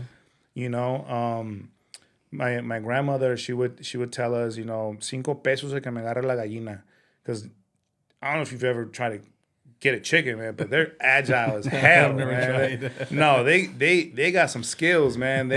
It's a little challenging. You can't just go up to a chicken and grab it. Right. You know what I mean? They got moves. Yeah. They're gonna go on the trees. They're gonna, you know, try to juke you and so. You know, whichever one of us would be able to grab it, you know, she would give us like a little 5 pesos or whatever. But my cousins would oftentimes, you know, go back to what they were doing, and I was the one that stayed behind, and like I would see the whole process of her, you know, doing the whole neck thing, you know, and dipping into like hot water and plucking the feathers out, and then, you know, making sure cleaning it well and getting it ready for the caldo. And there's one particular thing that she would do with the gizzards is she would dice them all up, when add some herbs, some cilantro, cebolla, ajo, pimienta, sal, and with the neck she would stuff the neck with this mixture of the gizzards and herbs, and she would stuff it, and it would almost look like a long sausage, right? And it would still have kind of like the head part, the beak.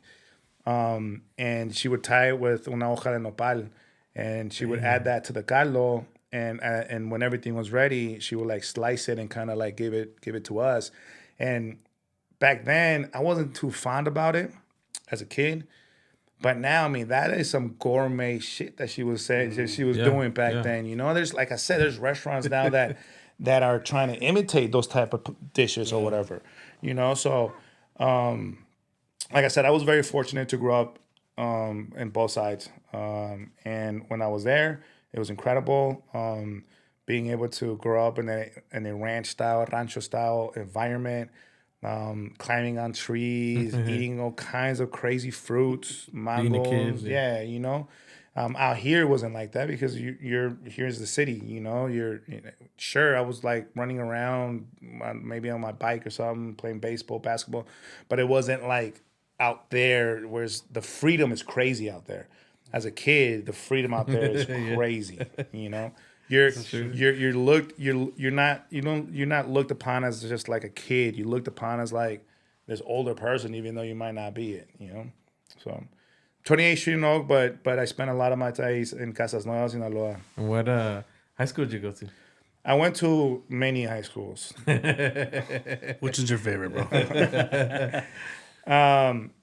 Where I was really introduced heavily to culinary was in Tolleson. Okay. Yeah. So I took some courses, and that's really where I was like really heavily introduced into this whole world of culinary. And I was also an athlete, so so I remember this one particular time I was doing weight training, you know, with the coaches. And here comes he was a chef at the time, and he was the one that was running the culinary arts classes and etc. And he goes in there and he's like, Jorge, you know, we got this field trip that we're gonna go. It's a culinary field trip. You know, to get your things, we're gonna go.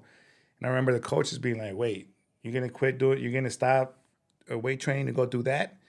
And I remember vividly, like if it was yesterday, that it was that feeling of like almost like I need to pick one type, you know, like it's either gonna be this or that. And I went to the field trip. I went to the field trip, and like I said, cooking has always been like part of me. So that's always been like my attention grabber, I guess. You know. Dang, your lady must be blessed, bro. She got a chef at home. I can't imagine those the secret menu you have, bro. Yeah. Yeah. You know, man, when you're talking about like going to Sinaloa as a kid, it just reminds me of like the times that I would either go to Sonora, because my grandparents moved to Sonoita, right next to Rocky Point, later on in their life. But I remember going to Sinaloa, and it was so fun, man. So like you said, it's a different type of freedom. You're with your cousins that you have understand what they're saying, and then the other half you're just kind of making up words as you go. Like, I just remember playing soccer with them. But there's this one situation where we got some. My cousin had some quads, so we went out just riding them, and I had my own quad, and there was this like, I was with my other cousin, and then like there's this like innocent little girl, bro. I remember. I mean, we're riding quads next to Culiacan. It's a little town called Costa Rica, and she's like, cupo raite. Innocent little girl, probably like 10, 12 years old. I was like, no, well, ¿dónde vives? She's like, oh, vivo en Polo Nuevo, which is next to Costa Rica. And I was like, all right, oh, something like that.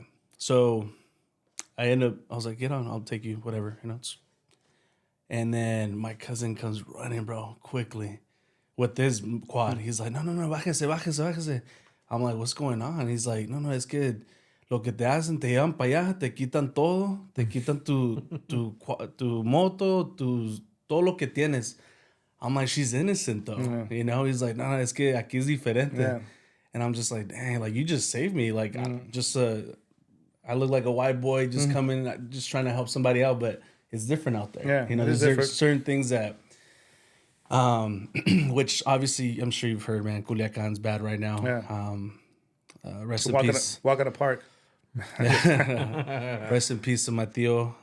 He actually just got like maybe a month and a half ago. He was killed. Oh wow! They shot him. Lost, bro. They shot him, and he almost made it, man. They took him to hospital. He made it, or like he made it out of surgery, but died out of like a heart attack. Wow. Just because I guess his body couldn't take it. But yeah, man, they just a lot of conspiracy as to why they killed him. But it's it sucks to know that a lot of things are happening out there. A lot of people can't really live their lives like how they used to.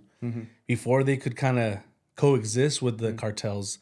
Like our cartels would take care of people, like in the sense of like leaving them alone, like don't get involved with them. But this new era of cartel members, they don't give a damn, But shout out to everybody in Culiacan, man, Sinaloa. Hope you guys if you have families out there, man, stay safe. Yeah, like I was telling my wife, like growing up, you would hear of cartel members who were like, older and usually they just man their business. They wouldn't get involved with nobody. But like you said, the newer generation, bro, like they're taking drugs. Everybody wants to see who has a bigger, and just they're not afraid to kill anybody, and pick up random people. And I'm just like, dang, it wasn't like that before. Like I used to have family that unfortunately was involved in that. Very low key, very just mind their business, do their work, and that's it. And now it's like you hear these cartels having war. They don't care who they kill or who gets in the way. And it's like, dang, it's crazy, bro. Yeah. But, yeah, man. Well, sorry to bring the mood down a little bit. Just the reality out there, man. It is. Sure. Have you been out to like where your family's from? It's been about 10 years since I've been to anywhere. I was gonna say you probably haven't taken a vacation. No, I haven't in a while. In 10 years. Wow. Legit. Yeah. So I still have my father's side out over there in Tamazula, Guasave, Sinaloa. And I talk to my siblings. And just the other day, my older sister out there, she was just telling me, Jorge, van a ser 10 años que no nos miramos. So wow. I'm very much committed and tied to the success of my restaurant. And of course, there has to come a time where I need to step away and relax a little bit. But for me, because I'm such a perfectionist, it's so hard. And one of the most challenging things now, it's not even like getting the customer in, because for the past X amount of years, I've been working to get the customer in. And now that the customer's in, the one of the most challenging pieces is to get good staff. Good staff is I see on your story that you're hiring. The number one most challenging thing that I've been having is to get a good staff. I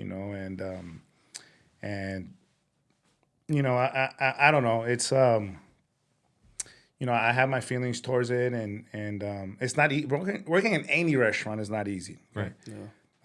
First of all, work is work, right? You don't wake up in the morning and you say, "I'm going to go to easy." You're going to go work, right? No Let's matter set what that you do, straight, right? Well, no Work is matter work. what you do, Yeah. across the board, Oh, right? Work is work, and now I don't know. It's when I interview somebody, once they make it through my managers, and now it's me that's going to interview them. I try my best to be very specific and paint the real picture of what they're going to be doing. And a lot of the times, like, no problem, of course. I'll do that. And Porque quieren caer bien, pues.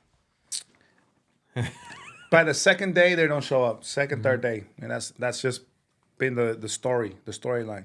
2-3 days, and it's too much. And so that's kind of like the unfortunate part of the challenging part of a business. You need to have a good staff. Sometimes it's just a challenge to build one, right? So that's just kind of been my issue right now. So once you have the good team, bro, you plan to take a vacation? Yeah, I need to. I definitely feel like I'm ready to take a vacation before. Bro, not only are you ready, bro, I'm gonna interrupt you. You deserve it, bro. Yeah, You deserve it, man. Thank you. Yeah, it's I'm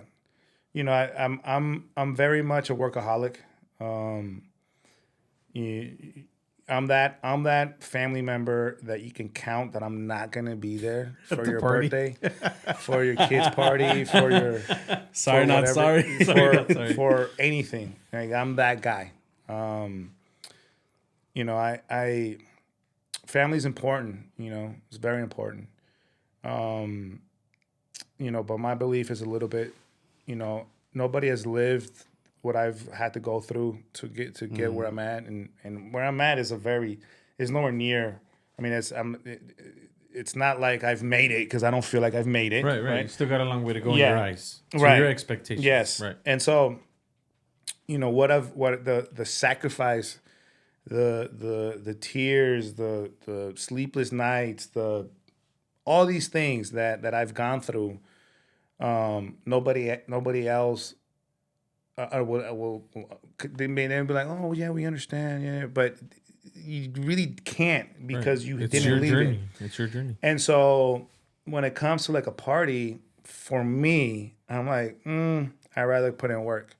And in the Hispanic culture, that's very like the opposite.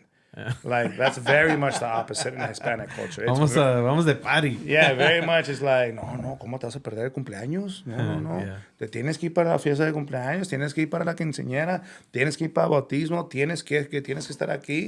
And I'm not that guy. Now they get it. Now they know I'm not going to be there, right?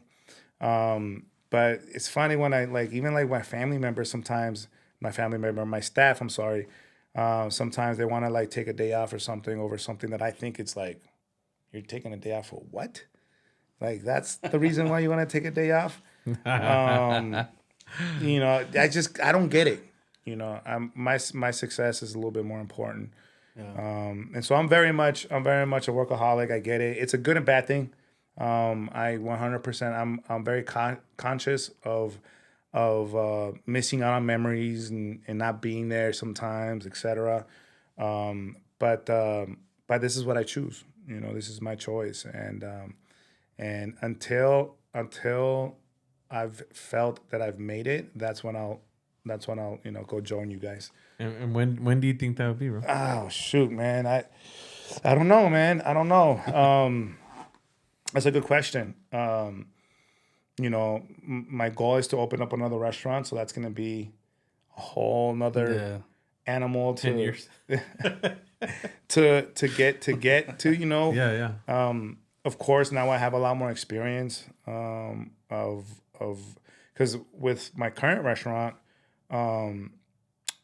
like, the first year was terrible. Like, I didn't think I was gonna make it. I didn't have my liquor license the first year, and because of that, a lot of customers that would walk in, they would realize there was no liquor, and they would just get up and leave, and not even give me a chance to let you try something, even if I was giving you for free.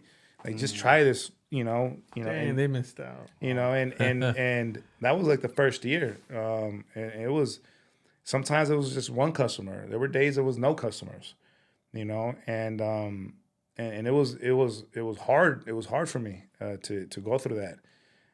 But once I was able to get my liquor license, it took me 2 tries, but I was able to finally get it. That it's funny because when I got my liquor license, I was like, all right, I'm gonna make it now.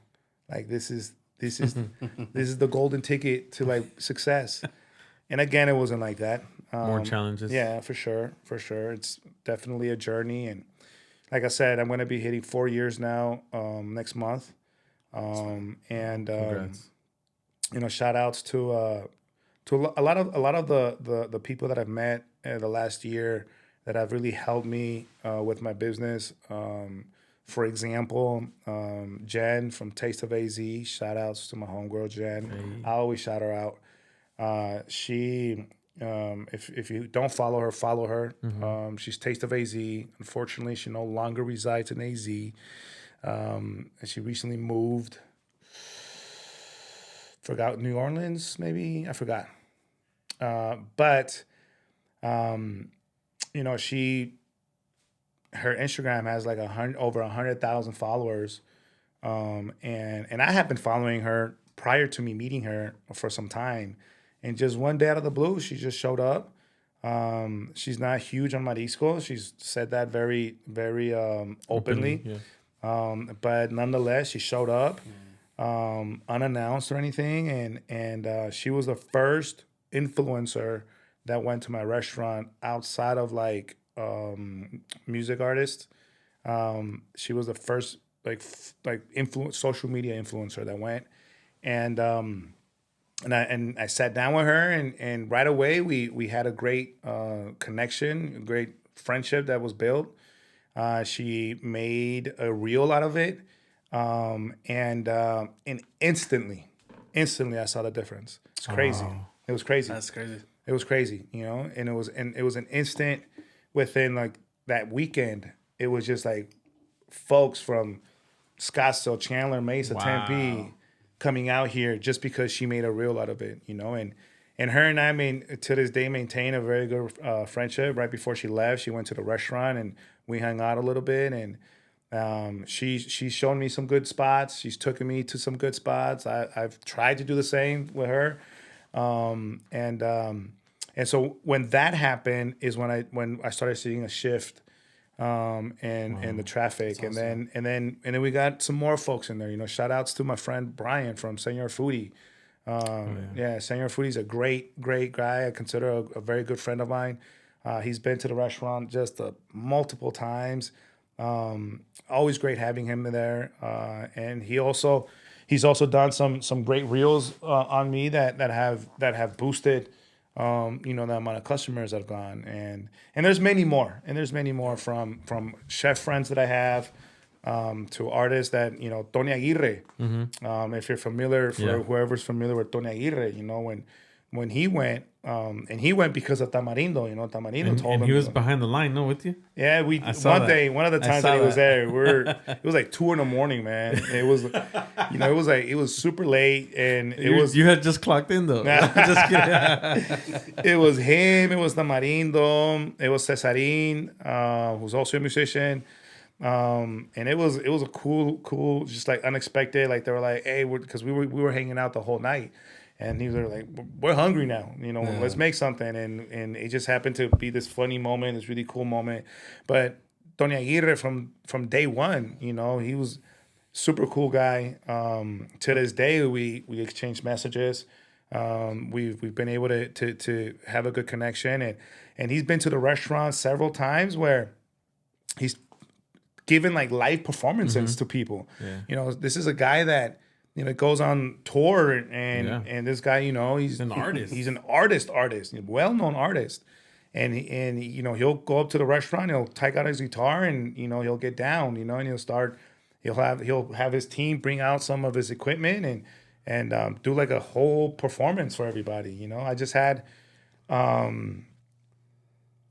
Julian Mercado go through my friend Tamarindo, and when he was there right before he left, and also a very well known artist, credible singer.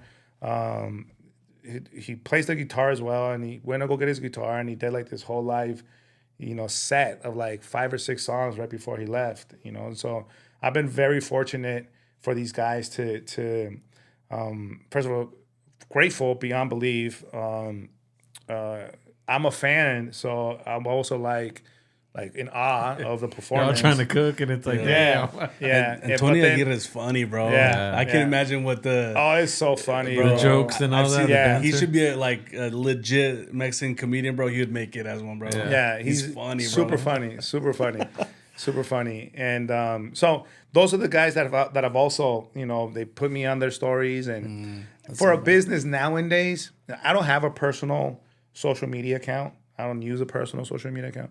All I have is my business.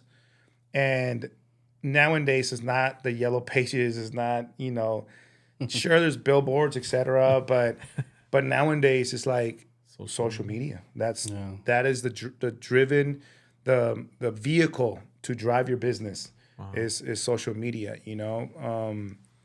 That has a lot to do with it.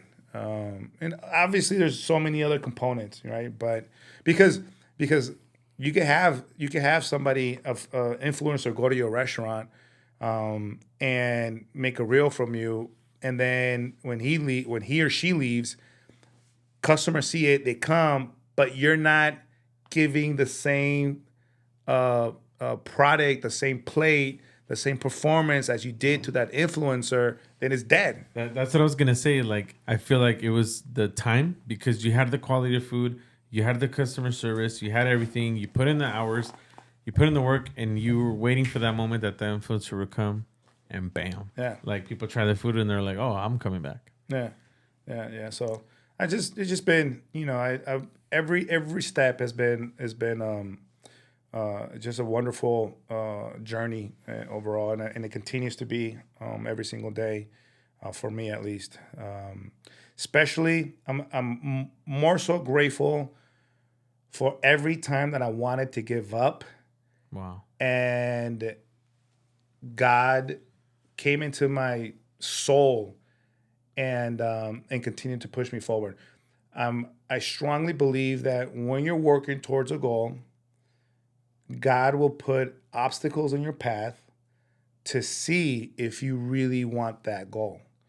To see if you're really gonna get up again, because como en español, Dios te aprieta pero no te ahorca, right? So, He's gonna, God is gonna put some challenges in your path, and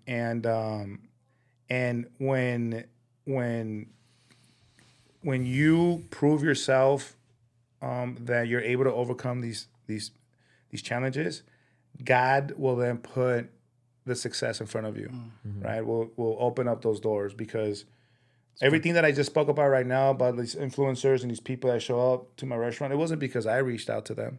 It wasn't because I was there, trying to like get them to come. It was because, God sent them to me, because it was that time now to now, all right, Jorge's ready. I've molded Jorge through all the challenges and obstacles. I've molded him. Now he's ready to perform at this stage, right? So Dang. That's true, bro. That's good stuff. Yeah. That's good stuff. One thing. Go ahead, bro. Go ahead. I just want to say, bro, Mic, to your you, bro. mic. Just my bad. One thing I want to say, man, I can tell you're married to the game, bro. Oh, yeah. Your business, like 100%. You're married to it. You love her, you hate her, Yeah. Yes. and other stuff, whatever. Yeah. But I can see that, man, and you're passionate. And some people won't understand the passion, like you say. Like, I'm the guy that's not gonna go to the birthday parties.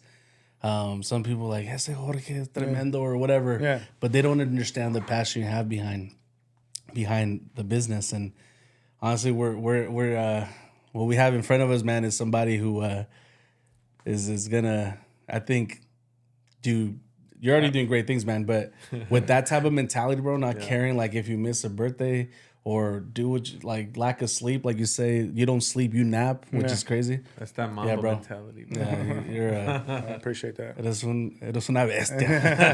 Thank You're you. a beast, bro. Hey, and I'm glad we got this episode, bro. So when he makes it, we can be like, yo, he was here at the studio. There's a lot we can learn from you, bro. Like you just I don't know. even I'm definitely an acquired taste, for sure. I recognize that. That's a good way to put it. Yeah. Especially when you work with me. I'm a very direct person, and but speaking like towards my staff, when my staff comes to me and says, chef, I just bought a new car. Chef, I just moved out of my mom's. I got my own apartment. When they share those things to me, I'm like, yeah, that's because you're working, and it makes me feel, in a way, fulfilled of being able to be a part of their journey as well. When our time comes, when my time comes, and all there will be left is pictures of me. I think what is more impactful is what the person next to me will remember me for, and what I left or tried to leave within them. Whatever I was able to teach them. I think that is timeless in a sense, because now, if I'm able to teach my cook something, and she's able to teach that same thing to her son, then her son might say, well, my mom taught me something. Her son might not know it came from me, but that lesson or whatever that thing was will continue to Impact. to impact others, right? So I think that's very important. And the only way I know how to be is this. I don't know how to be anything else. I don't know how to beat around the bush, crazy, and I don't know how to stop. Right. I don't know how to break. I don't know how to do any of those things. Bro, my heart is overwhelmed, bro. I'm so thankful that you took the time, bro, to be here, bro. One question I always like to ask, bro, just because it's super like more lighthearted and it's more like interesting to me, is like, what does your morning routine look like, bro? My morning routine, it has changed over time. But I'll speak about it today. Yeah. My morning routine now is, I wake up, do my restroom routine, get my face washed up. Yeah. And then I straight to working out. I'll do anywhere between an hour and a half to, on a good day, 2 hours, but typically it's about between an hour and a half working out. Get my blood flowing, and start getting ready for work. Shower, get ready for work. By the time getting ready to leave, typically my son wakes up first. I'll change his diaper. Then, sometimes my daughter will be up and change her diaper. And then, off to work I go. And every single day, no matter how in a rush I might feel, I always, and this has been true for many years, I always take the time to pray. And my prayer always begins with being thankful for many things, and I'm very, and I say those things. It's not a, when I pray, it's not a general thing. I'm very specific for the things that I'm grateful for. And then I ask for the things that I need. Forgiveness is the number one thing I ask for. Is forgiveness for being a sinner. Forgiveness for mistakes that I've made. To give me strength to forgive those who done things, against me or wish ill will against me. And then the list continues after that. But that's every single morning. And then once I'm done praying, I do a quick affirmation. So it has changed over time, but right now my affirmation is something wonderful will happen to me today. I say that every morning. And then there's other things that I'll keep to myself that I repeat to myself right before I walk out that door. But that's it. And then go get my coffee. Hey. You know, my grande iced Americano with 5 shots. Damn. 5 shots. Where at, bro? Starbucks? Or? Yeah, Starbucks. Okay. Yeah. And that's it, you know. Dang, bro. I appreciate you for sharing that, bro. That's even just you sharing your prayer, I think that's very vulnerable. So yeah, we appreciate that. Like I said, I'm a man of faith and I'm an open book, man. You know, to each his own. Yeah. But that's just me, right? And this is what has helped me accomplish things, what has helped me overcome things, what has helped me keep my feet steady to the ground is having a relationship with God, and it's my own type of relationship that I have. And those who are folks of faith, you know, everybody has their own way to express their faith. Yeah, for sure. Before we end it, man, we always like to ask our guests too.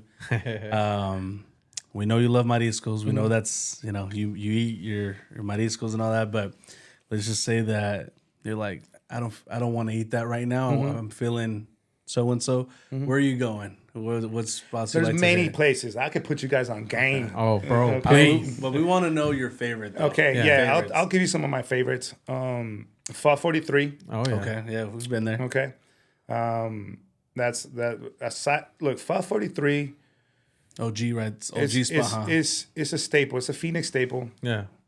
There's so much history behind it, and aside from how good the food is, the experience that you get when you go there is very unique. You know, I'm very fortunate that I've built a very good relationship with that entire family. But even before then, when I would go, the welcoming, the feeling of the sense that you're like part of something, I think is great. And that just makes the food taste even that much better. Right. So Pho 43 is up there for sure. You know, if you want to have a good steak, Bacanora, the homie Renee, you know, one of the best ribeyes that you can have is over at Baca. You know, you have Chilte as well with Chef Lawrence. You know, right now I'm really into Korean barbecue. Okay. I'm super into it. I love like kimchi and like bold flavors. And actually, David and Mike from Pho 43, they're the ones that put me on Hodori. Hodori's over in Tempe. Crazy, amazing food, Korean barbecue food. It's not the type that you cook yourself. A lot of Korean barbecue you cook yourself. Yeah, okay. They already serve it to you cooked, but it's super good. They're super delicious. And man, there's so it just, I guess it depends on because like in the mornings, for example, you know, when I go do my runs and I have to go like shop for the restaurant, on my way back to the restaurant, oftentimes I'll stop at my friend's Arreburros. You know, give me a burrito real quick. Yeah. You know, So good. so good. Shout out to Abraham, bro. Yeah, Yeah, that's the homie. I love that, bro. You know, they get a lot of their stuff from Chihuahua. You know, their cheese, their tortillas, and so very authentic. So there's a few places, man. There's a few places. Damn, bro, ya tengo hambre. Bro. When you said Arreburro, I was like, dang, that burrito. Well, it has different ones. They have different Chef, you know, something a little bit that's out of this world, but it's definitely a little bit more, nighttime, you know, get a little bit dressed up. Chef Ivan, that's my boy. Chef Ivan is de Caborca, el vato. Caborca, Sonora. And he is an inspiration for me. He's definitely somebody who I look up to in this industry. Many others as well, right? Yeah. Renee is one of them. David, Lawrence, Devin. There's so many. A long list of people that I look up to. But going back to Chef Ivan, you know, he runs Warren Wolf, Cleaverman, Filthy Animal. This guy, Chico Malo. This guy, you know, he he has multiple. Well, he runs multiple restaurants. He creates the menus for them, and these are Cleaverman sits over 300 people. And it's a crazy restaurant. It's super elegant. They just opened up one inside of Cleaverman that it's a lot more. And I think it only sits like 12 people or so, and then you get like 17 courses, and it's like a pound of beef that you consume throughout your courses. But he has a very, very every one of his restaurants that he runs. I recently went to Warren Wolf, and everything he served us was amazing. I mean, just out of this world, really good. It's definitely on the higher end places, but hands down, that's also like if you're looking for something special, like a special night, special event, maybe birthday, you're celebrating something, I would definitely recommend one of those places for sure. Damn. Well, taco spot, bro. I feel that's a tough one. I'll be honest with you. I don't want to get any backlash for this, but I don't eat a whole lot of tacos. I don't. I recently went to my shout outs to my boy Fabian from Cali Tacos. That's my homie, and his tacos are bomb. He has multiple locations now. But I recently went to Jen from Taste of AZ had been pounding me, talking about you gotta go here, you gotta go here. They got some really good tacos, and it's Tacos Rojos, Tacos de Rojo, or Tacos Rojo. I don't remember if there's a L in there, but it's Tacos de Rojo. On Bethany, right? Bethany home. Yeah, I think so. They have two locations. They have a trailita, and then they have a brick and mortar. Rudy told us about that one. Was it Rudy or Vix? One of those. And I recently went, and she was right. Very good tacos. Very, very good tacos. So yeah. Bro, do you like Tacarón? Have you been there? I haven't been there in a long time. Okay. In a very long time. Way back in the day, I used to go to the one on 43rd and Thomas, if it's still there. I don't know if it's still there or not. Yeah, so they have 3 spots now. They opened up a new one in Pure, with like literally 30 seconds away from my house. But that's my spot. Yeah. But I like to try new ones. Yeah. Hey man, I definitely want to try Ren and Wolf. Yeah. Really good. I like downtown. to take my wife out. Hit up some. Cleaverman is the newest one out of them. Super elegant. Super. It gives me like that. Like old school vibe, like it's all like everything's like gold and it's just very like elegant. Yeah. Okay. Yeah. All right. Yeah. So the camera stopped working, but we still got audio, so we're good. Okay. I don't know what happened, but it probably needs an update of some sort. But yeah, should be good. Anyways, bro, that's 2 hours and 7 minutes of your time. I want to value that, bro. I'm a talker. No. I'm just saying because we obviously want to value your time, respect your time. So yeah. Hey man, bro, we thank awesome. you so much, Jorge, Thank you guys for your time, bro. For now that we see how serious you take work, it's even more huge of a compliment that you would even take the time to be with us, bro. So we thank you, and just as you wrap up, bro, any final thoughts you have for just any of our viewers, maybe?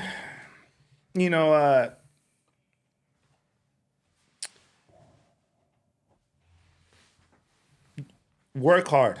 Mm-hmm. Work your ass off. Work hard, and don't let nobody, tell you can't do it. That doesn't exist. Plan B doesn't exist. If anybody in your inner circle, if you share something that you want to accomplish as an entrepreneur, and somebody in your inner circle tells you, well, you got to have a backup plan, you need to get that person out of your inner circle immediately. I'm not saying, never talk to them again, but that's not what you need in your inner circle. You need people that are constantly encouraging you and telling you 100% you can accomplish this. And, fall down 5 times, get up 6. Mm-hmm. Definitely do not think that you should have a backup plan. I never had a backup plan.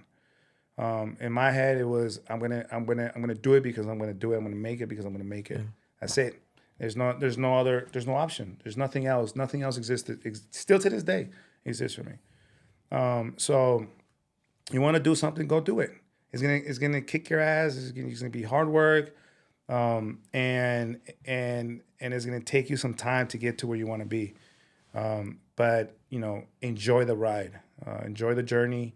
The journey is going to change you. It's going to modify you. It's going to mold you into an incredible person at the end of the day. So, go get it. Go get it. That's it. Go get it. Any final thoughts, Abe? Just appreciation, man. Someone like Jorge, who's really busy, to make time for us, bro, for our small. I don't want to call it a small podcast, but some people may call it that or see it as that. Sure. Our new podcast. We appreciate you giving us a chance, man, to talk to you, ask you questions, talk to you about Pick your brain. To pick your brain and just we appreciate it, man. Not a lot of people will give people small podcast a chance like a that. chance. So, but la neta, bro, it is. I appreciate it. That is chill, bro. Thank you. Yeah. Thank you. You're the real deal, bro. So Thank you. we thank you for your time, for everything one more time, and for our viewers. We thank you so much again for listening, and we hope that this podcast was a blessing for you, for your life. Maybe you're at the verge of giving up. Maybe you're at the verge of starting a business. Wherever you find yourself, we just hope that you were able to take something home with you, take something with you, and learn from this experience. It means something different for me when it's local. When it's somebody in our neighborhood, somebody who's making it in our neighborhood, makes me super, super thankful. And just thank you, bro. If you haven't tried, for whatever crazy reason, if you haven't tried Mariscos a Todo Mar, I share it all the time in my story. Please do yourself a favor. Do your wife or do your husband a favor. Do your cousin, do your tío, whoever. Do them a favor. Take them to Mariscos a Todo Mar, please, for the love of God. That's where you can find him on social media too. Like he said, he doesn't have a personal page, but look at Mariscos a Todo Mar. You'll see the following, you see the influence, you see everything there. So one more time, bro. Thank you so much. Guys. Episode 10, a huge double-digit episode. And we're just thankful. Don't forget, we have the giveaway going. It is live. We are going to conclude it here soon, so make sure you get into that giveaway. And yeah. Thank you guys so much for your viewership, for subscriptions, your likes, all the love that you guys show. We appreciate that. And from your boys at La Mesa Talks Podcast and your boy Jorge, peace out. Yes, sir. That's like that, bro. That was cool.